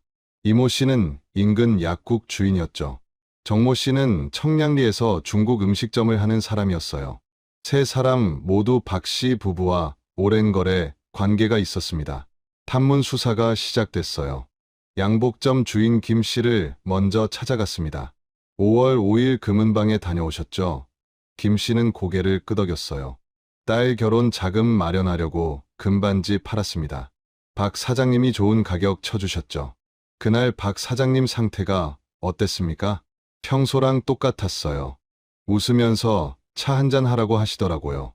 약국 주인 이 씨도 비슷하게 증언했습니다. 5월 8일에 갔는데 아무 이상 없었어요. 사모님이 직접 금목걸이 포장해 주셨습니다. 문제는 정 씨였어요. 청량리 중국집 주인 정 씨는 진술이 달랐습니다. 5월 10일 저녁 6시쯤 갔어요. 그런데 가게 안 분위기가 좀 이상했습니다. 어떻게요? 박 사장님이 계속 뒤를 돌아보시더라고요. 누가 지켜보는 것처럼요. 이 경위는 몸을 앞으로 기울였어요. 혹시 다른 사람이 있었습니까? 젊은 남자 한 명이 구석 의자에 앉아 있었어요. 담배 피우면서 가만히 있더라고요. 얼굴 기억하십니까? 정 씨는 고개를 저었습니다. 어두워서 잘 안 보였어요. 근데 박 사장님이 그 사람 쳐다볼 때마다 표정이 굳어지시더라고요. 중요한 단서였습니다. 이 경위는 박 씨 부부의 가족 관계를 다시 파고들었어요. 큰아들 민수는 5월 10일 저녁에 뭘 했을까요? 조사 기록을 뒤져봤습니다. 명동 다방에서 화투 쳤다고 했네요. 함께 있었다는 사람들을 찾아갔어요. 다방 주인 김 사장은 기억한다고 했습니다. 민수 씨, 그날 저녁 7시부터 새벽 2시까지 있었어요. 돈 400만 원 날렸죠. 확실합니까? 제가 직접 돈 받았어요. 영수증도 있습니다. 알리바이가 있었습니다. 하지만 이 경위는 석연찮았어요. 7시부터라. 그럼 6시엔 어디 있었지? 민수를 다시 소환했습니다. 5월 10일 저녁 6시에 어디 계셨습니까? 민수는 잠깐 머뭇거렸어요. 집에 있었습니다. 혼자요? 네, 혼자요. 증명할 사람이 있습니까? 없습니다. 이 경위는 민수의 눈을 똑바로 쳐다봤어요. 혹시 그날 아버지 가게에 들르신 적 없습니까? 없습니다. 청량리에서 온 손님이 젊은 남자를 봤다고 하던데요. 민수의 얼굴이 굳었습니다. 그게 접니까? 명동의 젊은 남자가 저밖에 없나요? 물증이 없었어요. 목격자는 얼굴을 확인하지 못했고 민수는 7시 이후 완벽한 알리바이가 있었습니다. 이 경위는 한숨을 쉬었죠. 둘째 딸 영희도 다시 불렀습니다. 부모님이랑 마지막으로 통화한 게 언제입니까? 5월 초쯤이요. 정확히 기억 안 나요. 무슨 얘기 나눴습니까? 별거 없어요. 잘 지내냐고 물으시길래 잘 지낸다고 했어요. 부모님이 평소에 돈 얘기하셨습니까? 영희는 시큰둥하게 대답했어요. 별로 안 하셨어요. 그냥 가게 잘 된다는 정도? 오빠나 남동생한테 돈 빌려주신 적 있습니까? 글쎄요. 잘 모르겠어요. 영희의 태도는 냉담했습니다. 부모 실종에 대한 슬픔보다는 귀찮다는 표정이 역력했죠. 이 경위는 이상하다고 느꼈어요. 하지만 그것만으로는 용의자로 지목할 수 없었습니다. 막내 아들 민호는 달랐어요. 형님, 부모님 꼭 찾아주세요. 그는 조사실에서 계속 울었습니다. 어머니가 며칠 전에 전화하셨어요. 형이 또 돈 달라고 해서 걱정이라고요. 얼마나 달라고 했습니까? 100만 원이요. 도박빚 때문에요. 아버님이 줬습니까? 모르겠어요. 어머니가 한숨만 쉬시더라고요. 이 경위는 메모를 했습니다. 큰아들 민수가 5월 초에 부모에게 돈을 요구했다. 그리고 5월 11일 민수 통장에 50만 원이 입금됐다. 하지만 그중 누가 그 돈을 넣었는지 알 수 없었어요. 5월 15일 경찰은 명동 일대를 전수조사했습니다. 택시 기사 12명을 찾아냈어요. 그중 한 명이 말했습니다. 5월 12일 새벽 1시쯤 명동에서 노부부 태웠어요. 큰 가방 2개 들고 있었죠. 어디로 갔습니까? 서울역이요. 확실합니까? 네. 서울역 앞에 내려드렸어요. 기차 타신다고 하시더라고요. 경찰은 즉시 서울역으로 달려갔어요. 영무원들에게 사진을 보여줬습니다. 이 부부 본 적 있습니까? 아무도 기억하지 못했어요. 5월 12일은 목요일이었고 서울역은 수천 명의 승객으로 붐볐습니다. CCTV도 없었죠. 단서가 또 끊겼습니다. 그런데 다른 목격자가 나타났어요. 명동에서 새벽 청소를 하는 김모 씨였습니다. 5월 12일 새벽 4시쯤 금은방 뒷골목에 화물차 한 대 서 있었어요. 무슨 차였습니까? 흰색 봉고 트럭이요. 짐 싣는 것 같더라고요. 누가 짐을 실었습니까? 남자 2명이요. 젊은 사람들이었어요. 얼굴 봤습니까? 어두워서 못 봤어요. 근데 한 명이 계속 전화하더라고요. 빨리 끝내자 이러면서요. 이 경위는 흥분했습니다. 차 번호는요? 못 봤어요. 뒤만 보고 지나갔거든요. 증언이 엇갈렸어요. 택시 기사는 새벽 1시에 부부를 태웠다고 했고 청소부는 새벽 4시에 화물차를 봤다고 했습니다. 둘 다 사실일 수 없었죠. 이 경위는 부 증인을 대질시켰어요. 택시 기사가 먼저 말했습니다. 저는 분명히 새벽 1시에 태웠어요. 노부부 맞았고 서울역 갔어요. 청소부도 고집했어요. 저도 분명히 새벽 4시에 봤어요. 화물차 있었고 남자 둘이 짐 실었어요. 둘 중 하나는 거짓말을 하고 있었습니다. 아니면 둘 다 다른 사람을 본 걸까요? 경찰은 혼란에 빠졌어요. 그중 한 명이 부부의 친족이었다는 사실을 아는 이는 없었다. 이 경위는 원점으로 돌아갔습니다. 가족 관계를 더 깊이 파헤쳐야 했어요. 큰아들 민수의 재정 상태를 조사했습니다. 통장을 압수해서 거래 내역을 전부 뽑았죠. 놀라운 사실이 드러났어요. 민수는 1987년부터 1988년 초까지 도박으로 총 800만 원을 잃었습니다. 당시 서울 변두리 아파트 한 채 값이었죠. 그는 사채업자한테도 돈을 빌렸어요. 이자가 한 달에 10%였습니다. 부모님이 알고 계셨습니까? 민수는 고개를 저었어요. 몰랐을 겁니다. 거짓말 마십시오. 막내 동생이 증언했어요.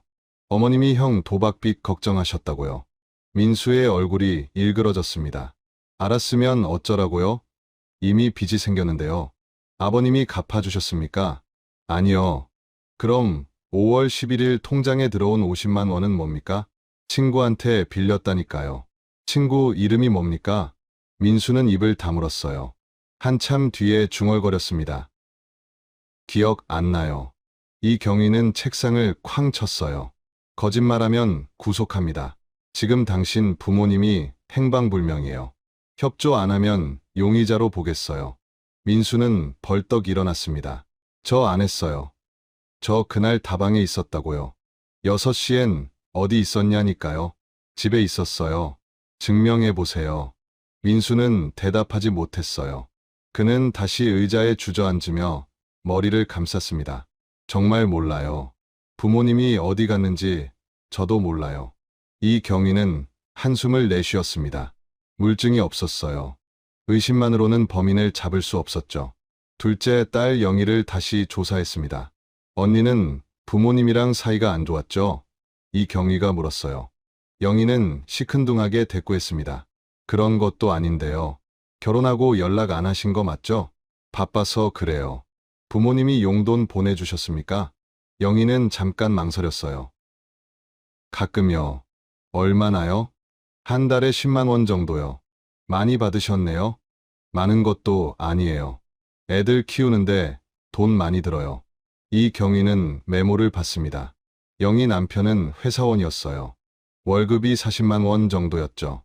부모한테 받는 10만 원은 적지 않은 돈이었습니다. 부모님이 실종되면 곤란하시겠네요. 영희의 얼굴이 굳었어요. 무슨 소리예요? 용돈 못 받으니까요. 그런 뜻으로 한 말 아니죠? 이경희는 대답하지 않았습니다. 그는 영희를 쭉 쳐다봤어요. 영희는 시선을 피했죠. 언니, 혹시 오빠가 부모님한테 돈 빌리는 거 아셨습니까? 들었어요. 얼마나 빌렸는지 아십니까? 정확히는 몰라요. 근데 엄마가 한 번은 전화로 그러시더라고요. 오빠 때문에 골치 아프다고요. 아버님은요? 아버지는 더 화나셨대요. 오빠 상속 안 준다고 하셨다나 봐요. 중요한 증언이었습니다. 박성구 씨가 큰아들 민수를 상속에서 제외하려 했다. 그렇다면 민수에게는 동기가 있었죠. 부모가 유언장을 작성하기 전에 뭔가 조치를 취해야 했을 겁니다. 이경희는 민수를 다시 불렀어요. 아버님이 당신 상속 제외한다고 했죠? 민수는 깜짝 놀랐습니다. 누가 그런 소리를 동생한테 들었어요. 거짓말이에요. 그럼 아버님이 그런 말 안 하셨습니까? 민수는 입술을 깨물었어요. 하긴 하셨어요. 근데 진담은 아니었어요. 어떻게 아십니까? 아버지가 화나시면 원래 그런 말 하세요. 다음 날이면 괜찮아지세요. 5월 10일에도 싸우셨습니까? 민수는 대답하지 않았어요. 그날 저녁 6시 당신 아버지 가게에 있었죠? 아니에요. 청량리 손님이 봤어요. 젊은 남자가 구석에 앉아 있었다고요. 그게 접니까? 그럼 누굽니까? 당신 아니면 동생밖에 없는데요. 민수는 고개를 떨궜습니다. 한참 뒤에 중얼거렸어요. 갔었어요. 드디어 자백이 나왔습니다. 몇 시에 갔습니까? 5시 반쯤이요. 왜 갔습니까? 돈 달라고요. 아버님이 주셨습니까? 민수는 고개를 저었어요. 안 주셨어요. 오히려 화내셨어요. 뭐라고 하셨습니까? 너 같은 놈은 내 자식 아니라고. 다시는 얼굴 보지 말라고. 민수의 목소리가 떨렸습니다. 그는 눈물을 흘렸어요. 그래서요? 그래서 나왔어요. 6시쯤 나와서 다방 갔어요. 중간에 어디 안 갔습니까? 안 갔어요. 바로 다방 갔어요. 이경희는 시간을 계산했습니다. 민수가 6시에 가게를 나왔다면 7시에 다방 도착은 가능했어요. 명동에서 다방까지 30분이면 충분했죠. 하지만 6시부터 7시 사이 1시간의 공백이 있었습니다. 그 1시간 동안 뭐 했습니까? 그냥 걸어 다녔어요. 어디를요? 명동 거리요. 화가 나서 정신없이 걸었어요. 목격자 있습니까? 없어요. 또 증명할 방법이 없었습니다. 이경희는 막내 아들 민호도 재조사했어요. 형이 5월 10일 저녁에 아버지 가게 갔다는 거 알고 있었습니까? 민호는 고개를 끄덕였습니다. 형이 전화했어요. 아버지가 돈 안 준다고 화났다고요. 그때 형 목소리가 어땠습니까? 무서웠어요. 술 마신 것 같았어요. 형이 뭐라고 했습니까? 민호는 잠깐 망설이다 말했어요. 아버지한테 복수하고 싶다고 했어요. 이경희는 펜을 멈췄습니다. 복수요? 네. 근데 그냥 하는 소리인 줄 알았어요. 형이 원래 술 먹으면 그런 말 많이 해요. 정확히 뭐라고 했습니까? 아버지가 날 버렸으니까 나도 아버지 버리겠다. 뭐 그런 식으로요. 결정적인 증언이었습니다. 이경희는 민수를 긴급 체포했어요. 살인 혐의로 구속하겠습니다. 민수는 발악했습니다. 저 안 했어요. 말만 그랬지. 진짜 안 했어요. 그럼 부모님이 어디 계십니까? 몰라요. 진짜 몰라요. 경찰은 민수 집을 압수수색했습니다. 옷장, 이불, 부엌, 화장실까지 전부 뒤졌어요. 혈흔을 찾았지만 없었습니다. 흉기도 없었죠. 부모님 물건도 발견되지 않았어요. 물증이 하나도 없었습니다. 검사는 증거 불충분으로 불구속 처리했어요. 민수는 48시간 만에 풀려났습니다. 그는 경찰서 문을 나서며 중얼거렸죠. 나 억울해. 진짜 안 했어. 이 경위는 자책했습니다. 5월 20일 금은방 주변을 다시 뒤졌어요. 혹시 시신이 근처에 유기됐을까 싶어서였죠. 하지만 아무것도 나오지 않았습니다. 명동 상인들을 전수조사했어요. 박 씨 부부 평소에 어떤 분들이었습니까? 대부분 비슷하게 대답했습니다. 착한 분들이었어요. 손님한테 바가지 안 씌우고 약속 잘 지키시고요. 자식들 얘기하셨습니까? 한 상인이 말했어요. 가끔 하셨죠. 큰아들 때문에 걱정 많이 하셨어요. 뭐라고 하셨습니까? 도박에 빠져서 골치라고요. 근데 자식이니까 어쩔 수 없다고 하시더라고요. 또 다른 상인은 이렇게 말했습니다. 사모님이 한 번은 우시면서 그러시더라고요. 애들한테 매달 돈 보내는데 고맙다는 말도 없다고요. 박 씨 부부는 세 자녀에게 매달 용돈을 보냈습니다. 큰아들한테 50만 원, 딸한테 10만 원, 막내한테 20만 원이었죠. 한 달에 80만 원이었어요. 그런데 자식들은 그것도 모자랐습니다. 이 경위는 한숨을 쉬었어요. 부모 재산 노린 자식. 이런 비극이 또 있나. 하지만 증명할 방법이 없었어요. 1988년 기술로는 한계가 명확했습니다. 지문이 없고, 혈흔이 없고, 시신이 없으면 살인죄를 입증할 수 없었죠. 5월 30일, 수사는 사실상 종결됐습니다. 이 경위는 마지막으로 금은방을 찾아갔어요. 텅 빈 가게 안을 둘러봤습니다. 진열대만 덩그러니 남아 있었죠. 그는 금고 앞에 쪼그리고 앉았어요. 분명히 뭔가 있을 텐데. 금고 안을 다시 들여다봤습니다. 바닥에 먼지만 쌓여 있었어요. 벽면을 두드려봤죠. 빈 공간 소리가 나지 않았습니다. 그때 금고 모서리에서 뭔가 반짝이는 게 보였어요. 이 경위는 핀셋을 꺼내 집어 올렸습니다. 작은 단추였어요. 남자 와이셔츠 단추 같았죠. 갈색이었습니다. 이게 뭐지? 박성구 씨가 입던 옷은 모두 가져갔어요. 남은 게 없었습니다. 그렇다면 이 단추는 누구 거일까요? 이 경위는 증거 봉투에 넣었습니다. 하지만 당시 기술로는 단추 하나로 주인을 찾을 방법이 없었어요. 그는 무거운 마음으로 금은방을 나왔습니다. 사건은 미제로 남았어요. 하지만 그중 누가 그 돈을 넣었는지 알 수 없었다. 하지만 이 경위의 직감은 계속 속삭였습니다. 뭔가 석연찮아. 분명히 가족 중 누군가가 알고 있어. 1988년 6월 사건은 언론에 대대적으로 보도됐습니다. 명동 금은방 부부 증발, 2억 원과 금괴도 사라져. 신문 일면을 장식했어요. 방송에서도 연일 다뤘죠. 하지만 단서는 나오지 않았습니다. 시민 제보가 쏟아졌어요. 부산에서 비슷한 노부부 봤어요. 경찰이 달려갔지만 다른 사람이었습니다. 대구 여관에 수상한 부부 묻고 있어요. 확인해보니 전혀 관계없는 사람들이었죠. 허위 제보도 많았어요. 내가 범인한다. 사례금 달라. 이런 식이었습니다. 이 경위는 지쳐갔어요. 7월에 들어서자 상부에서 압력이 들어왔습니다. 이제 그만 정리하세요. 인력 낭비예요. 이 경위는 반발했어요. 아직 조사할 게 많습니다. 뭐가 남았습니까? 시신도 없고 증거도 없잖아요. 가족들이 수상합니다. 수상하다고 체포할 순 없어요. 물증 가져오세요. 이 경위는 말문이 막혔습니다. 8월 사건은 공식적으로 미제 처리됐어요. 하지만 이 경위는 포기하지 않았습니다. 개인 시간을 쪼개서 계속 조사했죠. 명동을 돌아다니며 상인들에게 물었어요. 혹시 그 후로 이상한 거 본 적 없습니까? 대부분 고개를 저었습니다. 그런데 한 상인이 이상한 얘기를 했어요. 작년 겨울에 큰아들 봤어요.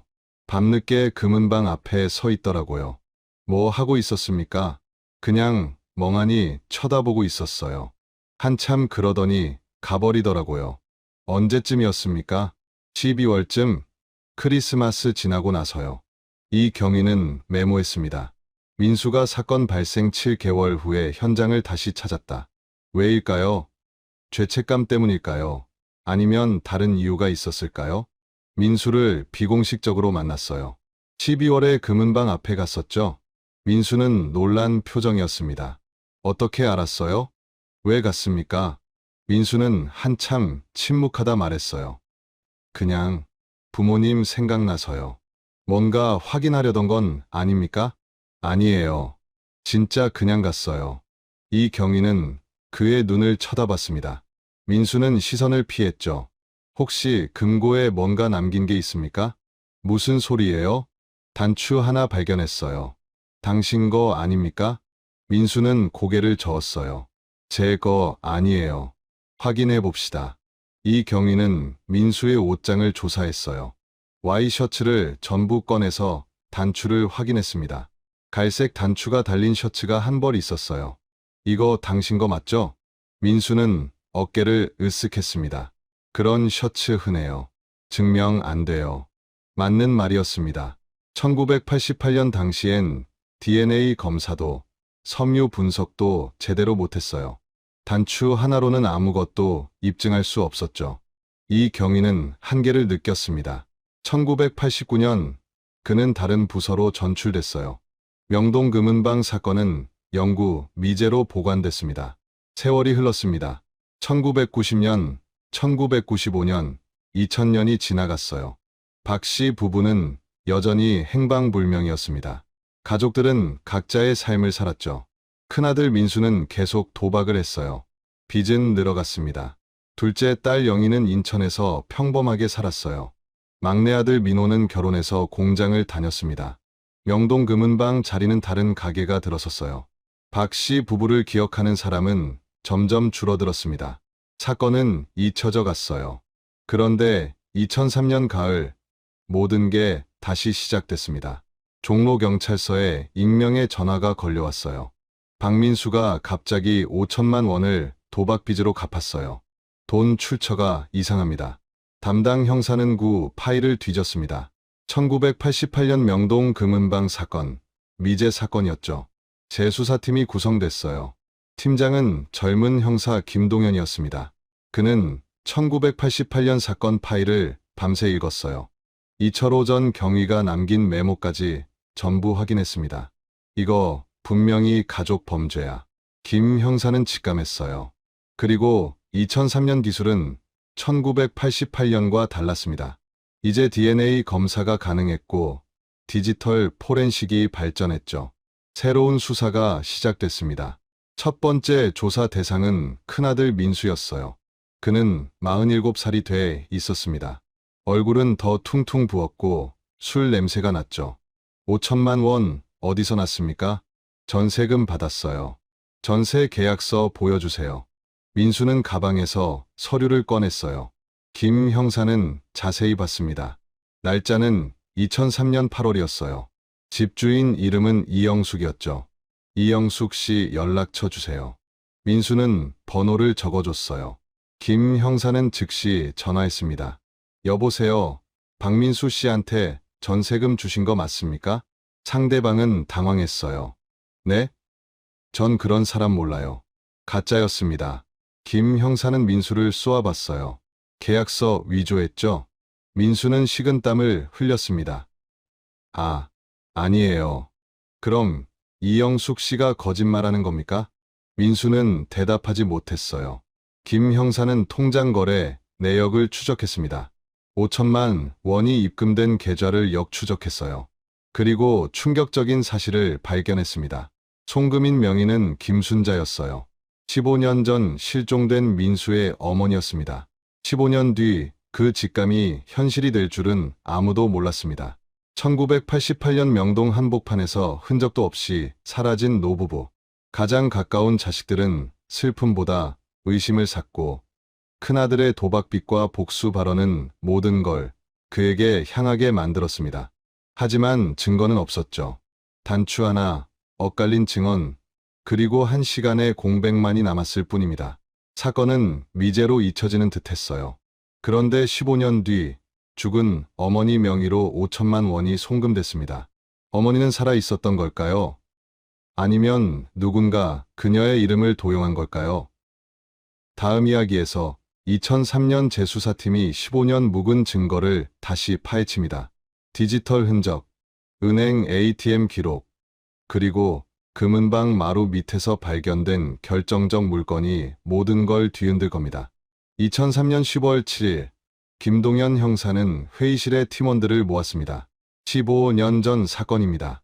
하지만 새로운 단서가 생겼어요. 그는 화이트보드에 계좌 거래 내역을 붙였어요. 빨간 형광펜으로 표시된 부분이 있었습니다. 2003년 8월 15일, 김순자 명의 계좌에서 박민수 계좌로 5천만 원 송금. 문제는 김순자 씨가 1988년 실종됐다는 겁니다. 팀원들이 웅성거렸어요.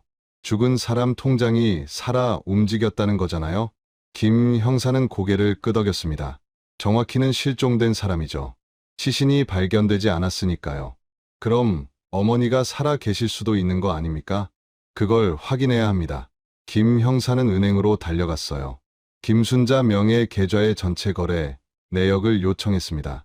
1988년부터 2003년까지 15년치 기록이 출력됐죠.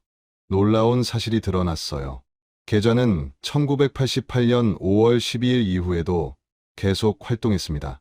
실종 당일 이후 첫 거래는 1990년 3월 20일이었어요. 10만 원이 인출됐습니다. 그 후로도 거래가 이어졌죠. 1992년 7월 20만 원 인출, 1995년 1월 30만 원 인출, 1998년 6월 50만 원 인출, 2000년 9월 100만 원 인출, 총 12번의 거래가 있었어요. 김 형사는 팀원에게 지시했습니다. 각 거래가 발생한 ATM 위치를 전부 확인하세요. 이틀 후 결과가 나왔어요. 전부 서울 시내 ATM입니다. 명동 2곳, 종로 3곳, 을지로 4곳, 중구 3곳이에요. 김 형사는 지도에 표시했습니다. 모든 ATM이 명동을 중심으로 반경 2km 안에 있었어요. 누군가 명동 근처에 살면서 이 계좌를 사용했다는 겁니다. 박민수 씨 주소지를 확인했습니다. 1990년부터 2003년까지 줄곧 명동에서 2km 떨어진 곳에 살았어요. 모든 증거가 민수를 가리켰습니다. 김 형사는 민수를 긴급 소환했어요. 어머니 통장을 사용한 게 당신이죠? 민수는 부인했습니다. 아니에요. 전 모릅니다. 그럼 누가 썼습니까? 실종된 어머니가 직접 쓰셨다고 생각하십니까? 민수는 입술을 깨물었어요. 김 형사는 책상 위에 거래 내역을 펼쳤습니다. 1990년부터 2003년까지 12번, 전부 당신이 살던 동네 ATM에서 인출됐어요. 우연일까요? 모릅니다. 어머니 통장 비밀번호 아십니까? 민수는 대답하지 않았어요. 알죠? 어머니가 알려주셨습니까? 아니면 당신이 알아낸 겁니까? 민수는 고개를 떨궜습니다. 한참 뒤에 중얼거렸어요. 아버지 생일이었어요. 자백이었습니다. 그럼 당신이 인출한 겁니까? 아니에요. 전 한두 번만 썼어요. 몇 번입니까? 3번이요. 언제입니까? 1995년, 1998년, 2000년이요. 김 형사는 거래 내역을 확인했어요. 그 3번은 금액이 컸습니다. 30만 원, 50만 원, 100만 원이었죠. 나머지는 누가 썼습니까? 민수는 대답하지 않았어요. 동생입니까? 민수가 고개를 들었습니다. 놀란 표정이었어요. 어떻게? 막내 동생 박민호도 같은 동네 살았죠. 1990년부터요. 민수는 말을 잃었습니다. 김 형사는 즉시 민호를 소환했어요. 그는 50살이 돼 있었습니다. 공장 노동자로 평범하게 살아온 사람처럼 보였죠. 어머니 통장 사용한 적 있습니까? 민호는 당황했어요. 무슨 말씀이세요? 1990년부터 2003년까지 김순자 씨 통장에서 돈 인출된 기록 있어요. 형님이 3번 인출했다고 자백했습니다. 나머지는 당신 아닙니까? 민호의 얼굴이 하얗게 질렸어요. 형님이 당신 이름 댔어요. 확인만 하면 됩니다. 민호는 한참 침묵했습니다. 그리고 고개를 끄덕였어요. 맞아요. 몇 번 썼습니까? 4번이요. 언제입니까? 1990년, 1992년, 1998년, 2003년이요. 김 형사는 계산했습니다.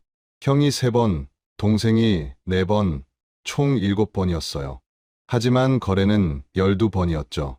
나머지 5번은 누굽니까? 민호는 고개를 저었어요. 모릅니다. 누나입니까? 아닐 거예요. 누나는 인천 살았어요. 김 형사는 의심했습니다.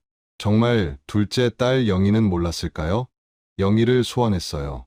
그녀는 54살이었습니다.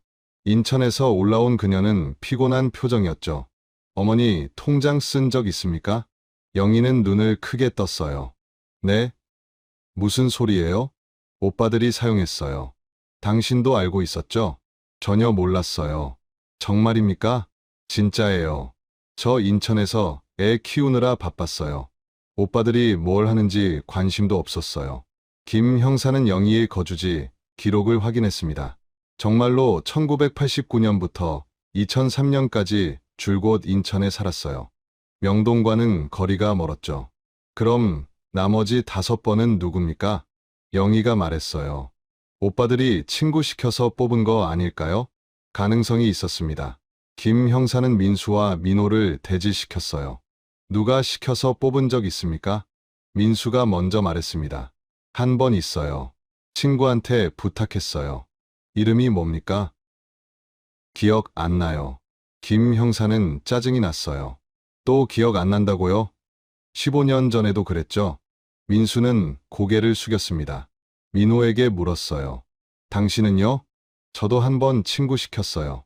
급하게 돈 필요한데 못 가는 상황이었거든요. 그럼 총 2번은 친구들이 뽑았다는 거네요. 나머지 3번은요?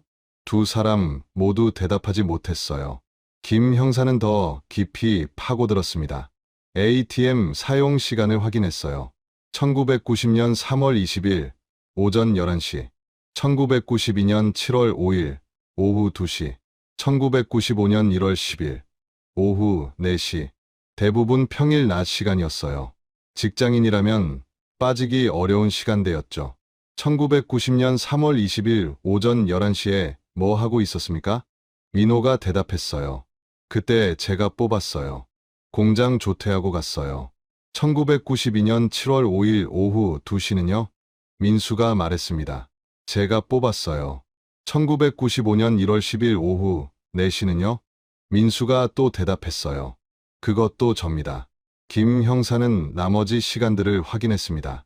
1998년 6월 15일 오후 6시, 2000년 9월 3일 저녁 7시, 2003년 5월 20일 저녁 8시, 저녁 시간대였어요. 2003년 5월 20일 저녁 8시에 뭐 했습니까? 민호가 대답했습니다. 그날 제가 뽑았어요. 혼자 갔습니까? 민호는 잠깐 망설였어요. 형이랑 같이 갔어요. 민수가 벌떡 일어났습니다. 야, 왜 그런 거짓말을? 형님이 같이 가자고 했잖아요. 나는 밖에서 기다렸어. 내가 뽑았잖아. 형님이 비밀번호 알려줬잖아요. 2사람이 싸우기 시작했어요.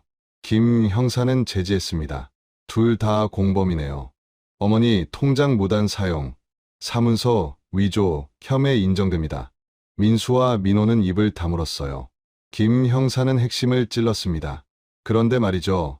어머니가 실종되셨는데 어떻게 통장을 가지고 계셨습니까? 민수가 대답했어요. 집에 있었어요. 어디 집이요? 부모님 집이요. 실종되고 나서 집 정리하다가 찾았어요. 언제 찾았습니까? 1989년쯤이요.